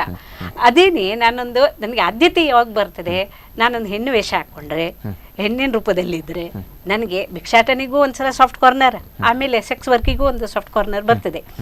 ಆ ಒಂದು ಮನೋಭಾವದ ಹಿನ್ನೆಲೆಯಲ್ಲಿ ಏನಾಗ್ತಾರೆ, ಈಗ ಸಂಜೆ ಒಂದು ಭಿಕ್ಷೆ ಬೇಡಲಿಕ್ಕೆ ಹೋಗುವಾಗ ಒಂದು ಅಂಥ ಸಮುದಾಯದವ್ರು ಏನು ಮಾಡ್ತಾರೆ, ಎಲ್ಲರೂ ಜೆಂಡರ್ ಚೇಂಜ್ ಮಾಡ್ಕೊಳ್ಳೋದಿಲ್ಲ. ಈಗ ಜೆಂಡರ್ ಇದೇ ಒಂದು ಕನ್ಫ್ಯೂಷನ್ ಆಗ್ತಾ ಇರೋದು. ಒಂದು ಸಂಜೀವನ್ ಅಂತವರು, ಇನ್ನೊಂದು ಏನಂದರೆ ಅವ್ರು ಜೆಂಡರ್ ಚೇಂಜ್ ಮಾಡ್ಕೊಳ್ಳಿಲ್ಲ, ಹೇಗೆ ಹುಟ್ಟಿದ್ರೆ ಹಾಗೆ ಬರ್ಸ್ಕೊಂಡು ಬಂದಿದ್ದಾರೆ. ಅದು ನಾವು ಮೆಚ್ಚಬೇಕು. ಒಂದು ಲೆಕ್ಕದಲ್ಲಿ ನೋಡಿ, ಅವರ ಬದುಕನ್ನು ಅವರು ಒಂದು ರೀತಿಯಲ್ಲಿ ಪಣಕ್ಕೆ ಇಟ್ಟಿದ್ದಾರೆ ಅಂತ ಹೇಳ್ಬೋದು ಅಲ್ವಾ. ಸಾಮಾಜಿಕವಾದ ಒಂದು ಬದುಕು ಇಲ್ದಿದ್ದಾಗ ಅದನ್ನು ಪಣಕ್ಕೆ ಇಟ್ಟುಕೊಂಡು ಅವ್ರು ಮಾಡಿದ್ದಾರೆ. ಆದರೆ ವೈಯಕ್ತಿಕ ಆಸೆಗಳು ಎಲ್ರಿಗೂ ಒಂದೇ. ನಾನು ಆ ರೀತಿಯಲ್ಲಿ ಆಲೋಚನೆ, ಅವ್ರ ಸ್ಥಾನದಲ್ಲಿ ನಿಂತು ಆಲೋಚನೆ ಮಾಡಬೇಕಲ್ವಾ. ಅಲ್ಲಿ ಅವರಿಗೆ ಈಗ ಕೋರ್ಟಿನಲ್ಲಿ ಬಂತು ಮದುವೆ ಆಗ್ಬೋದು ಅಂತ ಬಂತು, ಇಲ್ಲದಿದ್ದರೆ ಅವ್ರಿಗೆ ಏನು ಮಾಡಬೇಕು? ಏನೂ ಇಲ್ಲ. ಆಗ ಅಲ್ಲಿ ಆ ದಿನ ಏನಾಗ್ತದೆ ನನಗೆ ಹೇಳುವುದಂತ ಹೇಳಿದರೆ, ಆಗ ಅವ್ರು ವಿಗ್ಗೆಲ್ಲ ಇಟ್ಕೊಂಡು ಭಿಕ್ಷಾಟನೆಗೆ ಹೋಗಿದ್ದು ಹೌದು, ಅದು ಅವ್ರ ಹಕ್ಕು ಅವ್ರು ಮಾಡ್ತಾರೆ. ಈಗ ನೋಡಿ, ಈಗ ಭಿಕ್ಷೆ ಬೇಡುವುದು ತಪ್ಪು ಅಂತ ಹೇಳ್ತೀರಿ, ಸೆಕ್ಸ್ ವರ್ಕ್ ಮಾಡೋದು ತಪ್ಪು ಅಂತ ಹೇಳಿದರೆ, ನೀವು ಉದ್ಯೋಗವೂ ಸರ್ಕಾರವೂ ಕೊಡ್ದಿದ್ರೆ ಏನು ಮಾಡಬೇಕಪ್ಪ? ನಾನು ಸಮಾಜಕ್ಕೊಂದು ಪ್ರಶ್ನೆ ಇರ್ತೇನೆ, ಏನು ಮಾಡಬೇಕು ಅವರು ಅಲ್ವಾ? ಭಿಕ್ಷಾಟನೆ ಬಿಡುವುದು ತಪ್ಪು ಅಂತ ಅಂದರೆ, ವಲ್ಗ್ಯಾರಿಟಿ ತಪ್ಪು. ಅವ್ರೇನಂದ್ರೆ ಏನಾಗ್ತದೆ ಅಂದರೆ, ಒಂದು ಜನರಿಗೆ ಹೇಳ್ಬೇಕು ನಾವು, ಏನು ಗೊತ್ತಾ, ಈ ವಿಷಯದಲ್ಲಿ ನಾನು ಸಂಜು ಯಾವತ್ತೂ ಮಾತಾಡ್ತೇವೆ. ಏನಂದ್ರೆ ಜನರ ಮನಸ್ಸಿನಲ್ಲಿ ಇದೆ, ಅವ್ರು ಶಾಪ್ ಹಾಕಿದ್ರೆ ನಾವು ಕೆಟ್ಟವರಾಗ್ತೇವೆ, ತುಂಬಾ ಇದೆ. ಅದರಿಂದ ಜನ ಎಜುಕೇಟ್ ಆಗಬೇಕು. ಶಾಪ್ ಹಾಕಿದ್ರೆ ತೊಂದರೆ ಇಲ್ಲ ಅಂತ ಅವ್ರು ವಲ್ಗ್ಯಾರಿಟಿ ಮಾಡ್ತಾರೆ, ನಾವು ಸಮಾಜಕ್ಕೆ ಕೂಡ ಸ್ವಲ್ಪ ಅದನ್ನು ಅಪೋಸ್ ಮಾಡಬೇಕು. ಅವರು ಅದನ್ನು ಮಾಡಬೇಕೆ ಹೊರತು ಹೋಗ್ತಾ ಇರೋರಿಗೆ ನನಗೆ ಅದು ಮನೆ ತುಂಬ ಫೀಲ್ ಆಯ್ತು. ಮಾತ್ರ ನಾನು ಆ ಹೆಣ್ಣಿನ ಸ್ಥಾನದಲ್ಲಿ ನನಗೆ ತುಂಬ ನೋವಾಯ್ತು, ನನಗೆ ಆಗಿತ್ತು. ಅಲ್ಲಿ ನೋಡಿ, ಅದು ತೆಗೆದು ಪಾಪ ಅವ್ರಿಗೆ ಗೊತ್ತಿಲ್ಲ ಅಂದರೆ ಇದು ಅವರದ್ದು ತಪ್ಪು ಅಂತ ಹೇಳಿದೆ. ಅವರಿಗೆ ಈ ಬಗ್ಗೆ ಗೊತ್ತಿಲ್ಲ. ನಂತರ ನಾನು ಅವ್ರು ಮಾತಾಡೋದು ಕೇಳಿದ್ದೇನೆ, ನಂಗೆ ಇದೆಲ್ಲ ಗೊತ್ತಿರಲಿಲ್ಲ ಅಂದ್ರೆ ಅವರು ಅದೇ ಹೇಳ್ತಾ ಇರೋದು, ಸಮಾಜದಲ್ಲಿ ಗೊತ್ತಿಲ್ಲದೆ ಇರೋದ್ರಿಂದ ತಪ್ಪಾಗ್ತದೆ. ಇಲ್ಲಿಗೆ ಏನಂದ್ರೆ ಅವ್ರ ಇಂಟೆನ್ಷನ್ ಅವ್ರನ್ನ ಹಾಳು ಮಾಡಬೇಕು ಅಂತಲ್ಲ, ಅಥವಾ ಅವ್ರನ್ನ ಇದು ಮಾಡಬೇಕು ಅಂತಲ್ಲ, ಅವ್ರಿಗೆ ಅದು ಗೊತ್ತಿರಲಿಲ್ಲ. ಗೊತ್ತಿದ್ದಿದ್ರೆ ಆಗ್ತಾ ಇತ್ತು. ಆದರೆ ನಕಲಿ ಇಲ್ಲ ಅಂತ ಸಂಪೂರ್ಣವಾಗಿ ಹೇಳುವುದಿಲ್ಲ. ಕೆಲವರು ಇದ್ದಾರೆ, ಏನಂತ ಹೇಳಿದ್ರೆ ಸುಲಭವಾಗಿ ಬದುಕೋದಕ್ಕೊಂದು ದಾರಿ ಐತೆ. ಅದರಿಂದ ಏನಾಗ್ತದೆ ಅಂದ್ರೆ, ಈ ಕಮ್ಯುನಿಟಿ ಅವರಿಗೊಂದು ಹಾಳೆ ಹೆಸರು ಬರ್ತದೆ, ಒಳ್ಳೆಯವರಿಗೂ ಸಹ ಕೆಟ್ಟ ಹೆಸರು ಬರ್ತದೆ. ಆದರೆ ಪರ್ಸೆಂಟೇಜ್ ತುಂಬ ಕಡಿಮೆ, 1-2% ಇದ್ದಾರೆ. ಬಟ್ ಎಲ್ಲರೂ ಆ ಥರ ಅಲ್ಲ, ಆ ವಿಗ್ ಇಟ್ಕೊಂಡು ಭಿಕ್ಷೆ ಬೇಡ್ತಾರೆ, ಮಾಡ್ತಾರೆ. ಯಾಕಂದ್ರೆ ಬೇರೆ ದಾರಿ ಇಲ್ಲ ಅವರಿಗೆ ಅಂತ. ಒಂದು ಈಗ ಇವ್ರು ಹೇಳಿದ ಹಾಗೆ ಒಂದು ಮೀಸಲಾತಿ ಇಟ್ಟರೆ ಅವ್ರಿಗೆ ಇನ್ನೊಂದು ನೋಡಿ, ಅಪ್ಲಿಕೇಶನ್ ಫಿಲ್ಅಪ್ ಮಾಡ್ಬೇಕಾದ್ರೆ ಮೇಲ್ ಫಿಮೇಲ್, ಅಲ್ಲಿ ಅದರ್ ಜೆಂಡರ್ ಇಲ್ವೇ ಇಲ್ಲ. ತೃತೀಯಲ್ಲಿ ಒಂದು ಇರ್ಬೇಕಲ್ವಾ ಅದರ್ ಅಂತ. ನಾವು ಇನ್ನೊಂದು ಸರ್ಕಾರಕ್ಕೆ ನೀವು ಬೇಡಿಕೆ ಇಡುವುದಾದ್ರೆ, ನಾನು ಹೇಳ್ಬೇಕಾದ್ರೆ ಫಾರ್ಮ್ ಅಲ್ಲಿ ಅದರ್ ಬರಬೇಕು, ಸೆಕ್ಸ್ ಬಂದಿದೆ, ಆದ್ರೆ ಜಾರಿಗೆ ಯಾರು ಮಾಡ್ತಾರೆ? ಪೂರ್ಣ ರೂಪದಲ್ಲಿ ಆ ಫಾರ್ಮ್ ಅಲ್ಲಿ ಕಂಪಲ್ಸರಿಯಾಗಿ ಅದರ್ ಅಂತ ಇದ್ರೆ ಆಗ ಅದು ಖಂಡಿತವಾಗಿಯೂ ಇದೊಂದು ಜಾರಿಗೆ ಬಂದ್ರೆ ನಂಗೆ ಒಳ್ಳೇದು ಅಂತ ನಾನು ಅನ್ಕೊಳ್ಳೋದು. ಆಗ ಅವರಿಗೂ ಕನ್ಫ್ಯೂಷನ್ ಆಗುದಿಲ್ಲ, ಈಗ ಮೇಲ್ ಅಂತ ಆಗ್ತೀರಾ ಫಿಮೇಲ್ ಅಂತ ಆಗ್ತೀರಾ? ಈಗ ಅವ್ರದ್ದು ವೋಟರ್ ಐಡಿಯಲ್ಲಿ ಮೇಲ್ ಅಂತ. ಇನ್ನೊಂದು ಸರ್, ಒಂದು madam sir, Karnataka transgender policy ಅಂತ ಇಡೀ ಕರ್ನಾಟಕದಲ್ಲಿ ಫಸ್ಟ್ ತಂದಿದೆ. ಒಳ್ಳೆ ವಿಚಾರ ಅಂದ್ರೆ ಟ್ರಾನ್ಸ್ಜೆಂಡರ್ ಪಾಲಿಸಿ ತಂದಿದೆ. ಅದರಲ್ಲಿ ಕೆಲವೊಂದು ವಿಚಾರಗಳನ್ನು ಆಧಾರ್ಸ್ ಅಂತ ಹಾಕಬೇಕು, ಬೇರೆ ಬೇರೆ ಯೋಜನೆಗಳನ್ನು ಕೊಡಿಸುವಂಥದ್ದು, ಮತ್ತು ಕರ್ನಾಟಕ ಪೊಲೀಸ್ ಆ್ಯಕ್ಟ್ ಅಂತ ಬಂತು, ಅದರಲ್ಲಿ ಸ್ವಲ್ಪ ವಿರೋಧ ಮಾಡಿದ್ರು. ಏನಂತ ಹೇಳಿದ್ರೆ, ಸಂಜೀವ ಇವತ್ತು ಉಡುಪಿಯಿಂದ ಬೆಂಗಳೂರು ಹೋಗ್ಬೇಕಂತ ಪೊಲೀಸ್ ಸ್ಟೇಷನ್ನೇ ಸೈನ್ ಹಾಕಬೇಕು. ಯಾಕೆ ಅಂತ ಹೇಳಿದ್ರೆ, ಅಲ್ಲಿ ಏನೇ ಒಂದು ದೌರ್ಜನ್ಯವೋ, ಏನೇ ಒಂದು ಮಕ್ಕಳ ಸಾಗಾಣಿಕೆ, ಏನೋ ಒಂದು ಕೊಲೆ ಆದರೂ ಫಸ್ಟ್ ನಮ್ಮನ್ನು ಇನ್ಕ್ವೈರಿ ಮಾಡಬೇಕು ಅಂತ ತಂದಾಗ ನಮಗೆ ಎಷ್ಟು ಇದಾಯಿತು ಅಂತ ಹೇಳಿದ್ರೆ, ತುಂಬ ಹೋರಾಟ ಮಾಡಿದ್ದೀವಿ. ಇದು ಏನು ಪಾಲಿಸಿ ತಂದಿದ್ರಿ, ಇದು ಟ್ರಾನ್ಸ್ಜೆಂಡರ್, ಇದು ಕರ್ನಾಟಕ ಪೊಲೀಸ್ ಆ್ಯಕ್ಟ್ ತಂದಿದ್ರು ಅಂತೇಳಿ ಅದನ್ನು ತೆಗೆದು ಹಾಕಿದ್ದಾರೆ. ಇವತ್ತು ಟ್ರಾನ್ಸ್ಜೆಂಡರ್ ಪಾಲಿಸಿ, ಇದು ಪಾಲಿಸಿ ರೆಡಿ ನೀತಿ ತಂದರು. ಅದು ನಾಳೆ ಚೇಂಜಸ್ ಆಗ್ಬೋದು, ಬದಲಾವಣೆ ಮಾಡಿದ್ದಾರೆ. ಸಾಧಾರಣ ಮಟ್ಟಿಗೆ ಪರವಾಗಿಲ್ಲ ಇದು ಮಾಡಿತ್ತು. ಮತ್ತೊಂದು ವಿಚಾರ ಹೇಳಬೇಕಂದ್ರೆ, ನಮಗೆ ಈಗ ಸೆಪ್ಟೆಂಬರ್ 6ರಲ್ಲಿ ಸುಪ್ರೀಂ ಕೋರ್ಟ್ ಒಂದು ಜಡ್ಮೆಂಟ್ ಕೊಟ್ಟಿತ್ತು. ಏನು 377 ಕಾನೂನು ತೆಗೆದು ಹಾಕಿತ್ತು. ಆ 377 ಕಾನೂನು ತೆಗಿಬೇಕಾದ್ರೆ ಸುಮಾರು ಒಂದು 20 ವರ್ಷದಿಂದ ನಾವು ಸಮುದಾಯದವರಾಗಿ ತುಂಬ ಹೋರಾಟ ಮಾಡಿದ್ದೀವಿ. ಅಂದರೆ ಇದು ಯಾಕೆ ಇತ್ತು ಅಂತೇಳಿ, ಇದು ಬರೀ ನಮ್ಗೆ ಮಾತ್ರ ಅನ್ವಯಿಸ್ತಾ ಇಲ್ಲ, ಜನಸಾಮಾನ್ಯರಿಗೂ ಅನ್ವಯಿಸುವಂಥ ಒಂದು ಕಾನೂನಿತ್ತು. ಆದರೆ ನಮಗೆ ಯಾಕೆ ಅನಿಸ್ತಾ ಇದೆ ಅಂದರೆ ಇದರಲ್ಲಿ ಏನು ಹೇಳಿದೆ ಅಂದರೆ ಅನೈಸರ್ಗಿಕವಾಗಿ ಲೈಂಗಿಕ ಕ್ರಿಯೆ ಮಾಡೋದು ಅಪರಾಧ ಅಂತ ಹೇಳಿದರು. ಆವಾಗ ಏನಾಯಿತು ಅಂತ ಹೇಳಿದ್ರೆ, ಒಂದು ಗಂಡು ಹೆಣ್ಣು ಲೈಂಗಿಕ ಕ್ರಿಯೆ ಮಾಡಬೇಕು, ಅದು ಸಂತಾನ ಉತ್ಪತ್ತಿಗೆ ಮಾತ್ರ ಮಾಡಬೇಕು, ಬೇರೆ ಯಾವುದಕ್ಕೂ ಅದು ಇದು ಮಾಡಬಾರ್ದು ಅಂತ ಒಂದು ಕಾನೂನು ತಂದು, ಅದು ಬ್ರಿಟಿಷರು ತಂದಂಥ ಕಾನೂನು. ಅವರು ನಮ್ಮ ದೇಶವನ್ನು ಬಿಟ್ಟು ಹೋದ್ಮೇಲೆ ಅವರ ದೇಶದಲ್ಲಿ ತೆಗೆದು ಹಾಕಿದ್ದಾರೆ, ನಮ್ಮ ದೇಶದಲ್ಲಿ ಉಳಿಸಿಕೊಂಡಿದ್ದಾರೆ. ಯಾಕಂದ್ರೆ ಅದು ತೆಗಿಲಿಲ್ಲ. ಇದು ಸಮಸ್ಯೆ ಏನಾಗ್ತಾ ಬಂತು, ಉಳ್ಬಣ ಆಗ್ತಾ ಬಂದಾಗ ಇವತ್ತು ನಾನು ಸಂಜೀವ, ನಾನು ಆಶ್ವಿ ಜೊತೆಲಿ ನನಗೆ ಸೆಕ್ಸ್ ಅಲ್ಲ, ನನಗೆ ಪ್ರೀತಿ ಬೇಕಿತ್ತು, ನಾನು ಆಶ್ವಿ ಜೊತೆ ತುಂಬ ಇಷ್ಟಪಡ್ತೀನಿ, ಮಾತಾಡ್ತೀನಿ ಅಂದಾಗ ಈ ಸಮಾಜ, ಪೊಲೀಸು, ಬೇರೆಯವರೆಲ್ಲ ಇವರಿಬ್ರೇನು ಕೆಟ್ಟ ಕೆಲಸ ಮಾಡ್ತಿದ್ದಾರೆ ಅಂತ ನಮ್ಮ ಮೇಲೆ ಹೊರೆ ಹಾಕ್ತಾರೆ. ಒಂದು ನಾನು ಹೆಣ್ಣಲ್ಲ, ನಾನು ಮನಸ್ಸಿರ್ಬೋದು ಬಿಟ್ಟಿದ್ರೆ ನಾನು ದೈಹಿಕವಾಗಿ ಹೆಣ್ಣಲ್ಲ, ನನ್ನಲ್ಲಿ ಯೋನಿಯೂ ಇಲ್ಲ. ಇವರು ಏನಾಗ್ತಾ ಇದೇ ಕಾನೂನು ಏನು ಹೇಳ್ತದೆ, ಇವರಿಬ್ಬರು ಅನೈಸರ್ಗಿಕವಾಗಿ ಲೈಂಗಿಕ ಕ್ರಿಯೆ ಮಾಡ್ತಾರೆ, ಇವ್ರ ಮೇಲೆ ಅಪರಾಧ ಅಂತ ಹೇಳಿದಾಗ ನಮಗೆ ನಮ್ಮ ಮೇಲೆ ತುಂಬ ದೌರ್ಜನ್ಯ ಆಗಿ ಶುರುವಾಯಿತು, ಹಿಂಸೆ ಶುರುವಾಯಿತು. ಇದ್ರ ಮೇಲೆ ತುಂಬ 20 ವರ್ಷದ ಹೋರಾಟ ಮಾಡಿದ ಮೇಲೆ ಇವತ್ತಿನ 5 ಜನ ಜಡ್ಜಸ್ ಅವರು ನ್ಯಾಯಪೀಠ ಏನು ಕೊಟ್ಟಿದ್ದು ಅಂದರೆ, ಇಷ್ಟು ಒಂದು ಸಮಸ್ಯೆ ಇವರು ಇಷ್ಟು ವರ್ಷದಿಂದ ಅನುಭವಿಸ್ತಾ ಇದ್ದಾರೆ ಅಂತ ಹೇಳಿ ಇವತ್ತು ಅವರೇ ಒಂದು ತಪ್ಪನ್ನು, ನಾವು ಇಷ್ಟು ವರ್ಷ ಇದನ್ನ ಇಟ್ಕೊಂಡು ಯೋಚನೆ ಇದ್ದಿದ್ದೆ ಮಾಡಿ ತಪ್ಪು ಅಂತ ಹೇಳ್ಕೊಂಡು ಇವತ್ತು ಒಂದೊಂದು ಜಾರಿಗೆ ತಂದಿದ್ರು. ಅದು ತಂದ್ರು ಅಂತ ನಾವೇನು ಹಬ್ಬ ಆ ರೀತಿಯಲ್ಲಿ ಆಚರಣೆ ಮಾಡುವಂಥದ್ದು ಏನಿಲ್ಲ, ಇನ್ನೂ ನಮ್ಮ ಜವಾಬ್ದಾರಿ ಜಾಸ್ತಿ ಇದೆ. ಹೌದು. ಯಾಕೆ ಅಂತ ಹೇಳಿದ್ರೆ ಇವತ್ತು ಸಲಿಂಗಕಾಮ ಅಪರಾಧ ಅಲ್ಲ ಅಂತ ಹೇಳ್ಕೊಂಡು ನಮಗೆ ಅಂತೇಳಿ ನಾವು ಬರೀ ಸೆಕ್ಸಿಗೆ ಹುಟ್ಟಿದವರಲ್ಲ. ಮೂಲಭೂತ ಹಕ್ಕು ನಮ್ಗೆ ಯಾವುದಿದೆ, ಮನೆ ಬೇಕು, ರೇಷನ್ ಕಾರ್ಡ್ ಆಗಿರ್ಬೋದು, ಒಂದು ಕುಡಿಯುವ ನೀರು, ಬೇರೆ ಬೇರೆ ಎಲ್ಲ ನಮಗೆ ಮೂಲಭೂತ ಹಕ್ಕು ಬೇಕಿತ್ತು. ನಿಮಗೆ ಸೆಕ್ಸಿಗಾಗಿ ಹುಟ್ಟಿದ್ರೆ ನೀವು ಸೆಕ್ಸ್ ಮಾಡಿ ಅಂತ ಬಿಟ್ಟು ನಮ್ಗೆ ಅದೆಲ್ಲ ಮುಖ್ಯ. ನಾನು ಕೇಳ್ತಿರೋದು ಏನಂದರೆ, ಇದು ನಮಗೆ ಮೂಲಭೂತ ಹಕ್ಕು ಯಾವುದೆಲ್ಲ ಇದೆ ಅದೆಲ್ಲ ಸಿಗಬೇಕು. ಇವತ್ತು ಇವ್ರು ಹೇಳಿದಾಗೆ ಬೇರೆ ಬೇರೆ ಉದ್ಯೋಗ ಕ್ಷೇತ್ರ ನಮ್ಗೆ ಉದ್ಯೋಗ ಕೊಡಿ. ಬೇರೆ ಬೇರೆ ಇದರಲ್ಲಿ ಇವತ್ತು ದಲಿತರಿಗೆ ಬೇರೆ ಬೇರೆ ಕೊಟ್ಟರೆ ನಮಗೊಂದು ರಿಸರ್ವೇಷನ್ ಇಡಿ, ಇದ್ರಲ್ಲಿ ಕೊಟ್ಟಾಗ ಬದಲಾವಣೆ ಆಗಲಿ ಬರ್ತದೆ.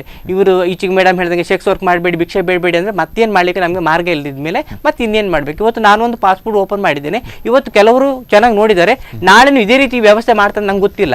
ಸಮಸ್ಯೆ ಮಾಡ್ಲಿಕ್ಕೆ ಬಂದಾಗ ನನಗೆ ಈ ಸಮಾಜವೇ ಇಷ್ಟು ಸಮಸ್ಯೆ ಮಾಡ್ತಿತ್ತು ಅಂದರೆ ನನಗೆ ಮತ್ತೆ ಮುಂದೆ ಮಾರ್ಗ ಇಲ್ಲ, ಇರೋದು ಅದೇ ಎರಡಕ್ಕೆ ಮತ್ತೆ ಪುನಃ ಹೋಗಬೇಕಾಗ್ತದೆ.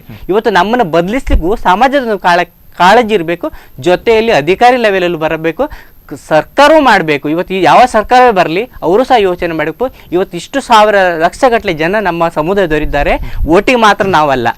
ಇವತ್ತು ಓಟಿಗೂ ಸಹ ಬರೀ ಓಟ್ ಬಂದ ತಕ್ಷಣ ಲಿಂಗತ್ವ ಅಲ್ಪಸಂಖ್ಯಾತರು ಎಷ್ಟು ಜನ ಇದ್ದಾರೆ ಸಂಜೀವರು ಅಂತ ಕೇಳೋದಲ್ಲ. ನಮ್ಗೆ ಏನು ಬೇಕಿತ್ತು ಅದನ್ನೆಲ್ಲ ಸ್ವಲ್ಪ ಅರ್ಥ ಮಾಡಿಕೊಂಡು, ಮೊನ್ನೆ ನಾವು ಓಟ್ ಹಾಕಿ ಬಂದಿದ್ದೀವಿ, ಒಂದೇ ಗ್ರಾಮದಲ್ಲಿ ಹೋಗಿ ಓಟ್ ಹಾಕಿ ಬಂದಿದ್ವಿ, ಎಲ್ಲ ಕಡೆ ಪ್ರಚಾರ ಕೊಟ್ಟಿವಿ, ನಾವು ಓಟ್ ಹಾಕ್ತೀವಿ ಅಂತ. ಓಟ್ ಹಾಕಿದ್ದೀವಿ ಮತ್ತೆ ನಮ್ಮಲ್ಲಿ ಕೆಲವೊಂದು ನಮಗೆ ಯಾವ ವೇದಿಕೆ ಇಲ್ಲ. ಇವತ್ತು ಒಂದು ಟ್ರಾನ್ಸ್ಜೆಂಡರ್, ಒಂದು ಲಿಂಗತ್ವ ಅಲ್ಪಸಂಖ್ಯಾತರ ಅಂದ ತಕ್ಷಣ ಯಾರೂ ಇಲ್ಲ, ಹತ್ರ ಕೂತ್ಕೊಳ್ಳೋದು ದೂರ ಹೋಗುದು. ಈ ರೀತಿ ಮಾಡುವಾಗ ನಮ್ಗೆ ಅನ್ಸುತ್ತೆ, ನಾವು ಯಾಕೆ ಈ ಥರ, ನಾವು ಎಷ್ಟು ಕೆಟ್ಟವ್ರ, ನಾವೇನು ತಾಯಿ ಗರ್ಭದಿಂದ ಬಂದವರಲ್ವ, ನಾವು ಮನುಷ್ಯರಲ್ವ ಅನ್ನುವ ಮನೋಭಾವನೆ ಬರ್ತದೆ. ನಮ್ಮಲ್ಲಿ ಕೋಡಿ ಕಂಬಿದೆ, ಏನು ಬರಲ್ಲ. ಅದಕ್ಕೆ ನಾನು ಹೇಳೋದು, ನಮ್ಮ ಒಂದು ಇವತ್ತು ಸಂಜೀವನಿಗೆ ಒಬ್ಬ ಅಧಿಕಾರಿ ಬಂದು ಜಿಲ್ಲಾ ರಾಜ್ಯೋತ್ಸವ ಪ್ರಶಸ್ತಿ ಕೊಟ್ಟರು ಅಂತ ಇಟ್ಕೊಳ್ಳೋಣ. ಕೆಲವರು ಹೇಳೋದು ಅಂಥವ್ರಿಗೆ ಯಾಕೆ ಕೊಡುವುದು ಅಂದರೆ, ನಾವು ಮಾಡೋ ಒಳ್ಳೆ ಕೆಲಸ ಯಾರೂ ನೋಡಲ್ಲ.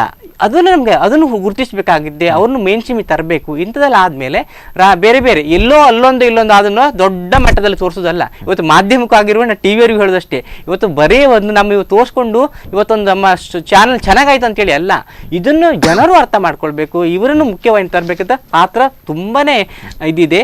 ಜೊತೆಯಲ್ಲಿ ನಾನು ಹೇಳಬೇಕಂದ್ರೆ, ಇವತ್ತು ಉಡುಪಿ ಜಿಲ್ಲೆ ಬುದ್ಧಿವಂತರ ಜಿಲ್ಲೆ ಅಂತ ಇಡೀ ಕರ್ನಾಟಕ, ಇಡೀ ದೇಶವೇ ನಮ್ಮನ್ನು ಹೊಗಳುವಂಥದ್ದು. ಇವತ್ತು ಇದೇ ಒಂದು ಮಾದರಿನ ನನಗೆ ಮುಂದೆ ಅವಕಾಶ ಕೊಡಬೇಕು. ಅಧಿಕಾರಿಗಳಲ್ಲೂ ತಾವು ಬರೇ ಸಂಜೀವ, ಜಯಶ್ರೀ ಭಟ್, ಆಶ್ವಿಜವರಲ್ಲ, ಉಳಿದಂಥ ಸಮುದಾಯದವರಲ್ಲ, ಅಧಿಕಾರಿ ಲೆವೆಲಲ್ಲಿ ಕೇಳಬೇಕು. ನೀವು ಇಷ್ಟು ಮಾಡಿದ್ದೀರಿ, ಅವರದ್ದು ಪರಿಪೂರ್ಣವಾಗಿ ಆಗ್ತಾ ಇದೆಯಾ, ಸ್ವಲ್ಪ ಅವರಿಗೆ ಸಪೋರ್ಟ್ ಇನ್ನೂ ಕೊಡಬೇಕು. ಬರೀ ಸಂಜೀವ್ ಒಬ್ಬನೇ ಅಲ್ಲ, ಇನ್ನೂ ನಾವು 5 ಮಂದಿ ಹಾಕಿದ್ದೀವಿ.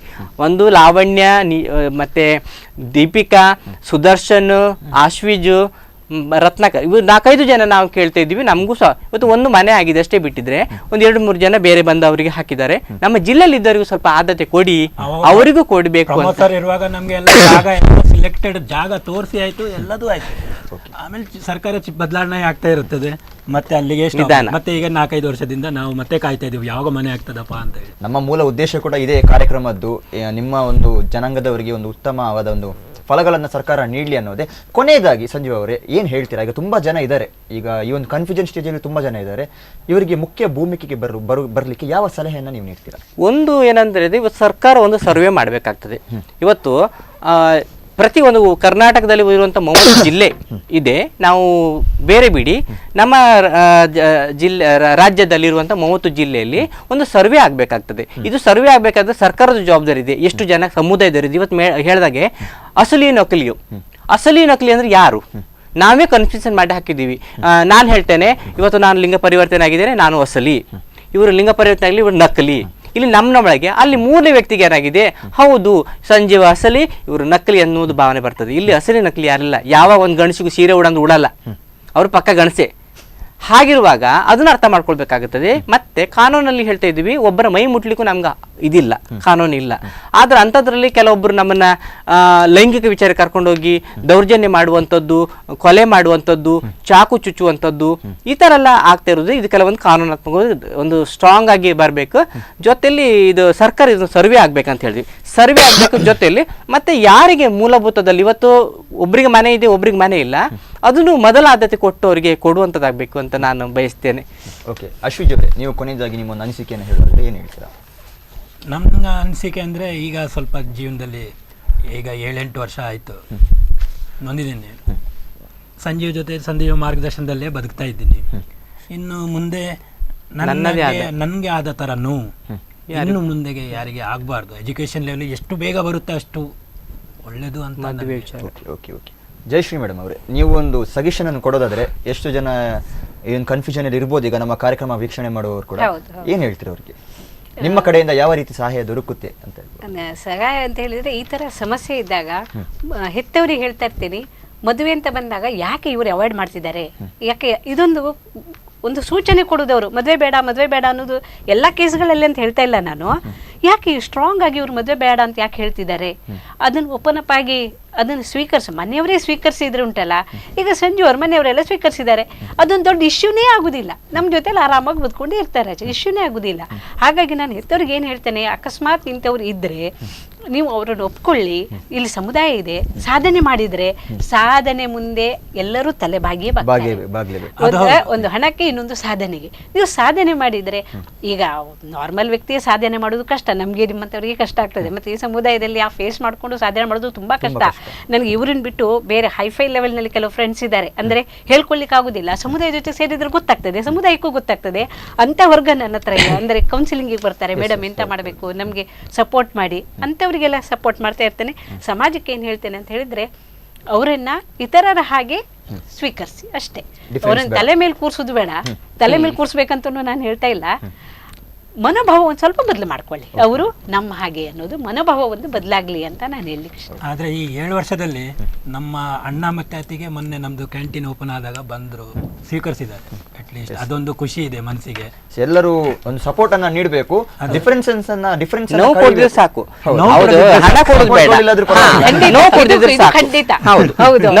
ಸಾಕು ನಮ್ಗೆ, ಅದು ಮುಖ್ಯವಾಗಿ. ಧನ್ಯವಾದ ನಿಮ್ಮೆಲ್ಲ ಅಭಿಪ್ರಾಯಗಳಿಗಾಗಿ. ಎಸ್ ವೀಕ್ಷಕರೇ, ನೋಡಿದ್ರಲ್ಲ ಆಸರೆ ವಿಶೇಷ ಕಾರ್ಯಕ್ರಮ. ಇದರಲ್ಲಿ ಕೆಲವು ಅವರ ಅನಿಸಿಕೆಗಳು, ನೋವುಗಳು, ನಡೆದು ಬಂದ ಹಾದಿಯನ್ನು ನಾವು ನೋಡಿದ್ವಿ. ಇನ್ನು ಮುಂದೆ ಆದರೂ ಜನಸಾಮಾನ್ಯರು ಈ ಒಂದು ಡಿಫರೆನ್ಸ್ ಅನ್ನ ದೂರ ಮಾಡಿ ಸಮಾನೇತರರಾಗಿ ಎಲ್ಲರನ್ನ ನೋಡಲಿ ಅನ್ನುವುದೇ ನಮ್ಮ ಆಶಯ. ಇದಿಷ್ಟು ಈ ಹೊತ್ತಿನ ವಿಶೇಷ. ನಿರಂತರ ಸುದ್ದಿ ಮತ್ತು ಮನರಂಜನೆಗಾಗಿ ನೋಡ್ತಾ ಇರಿ ಸ್ಪಂದನ ಟಿವಿ.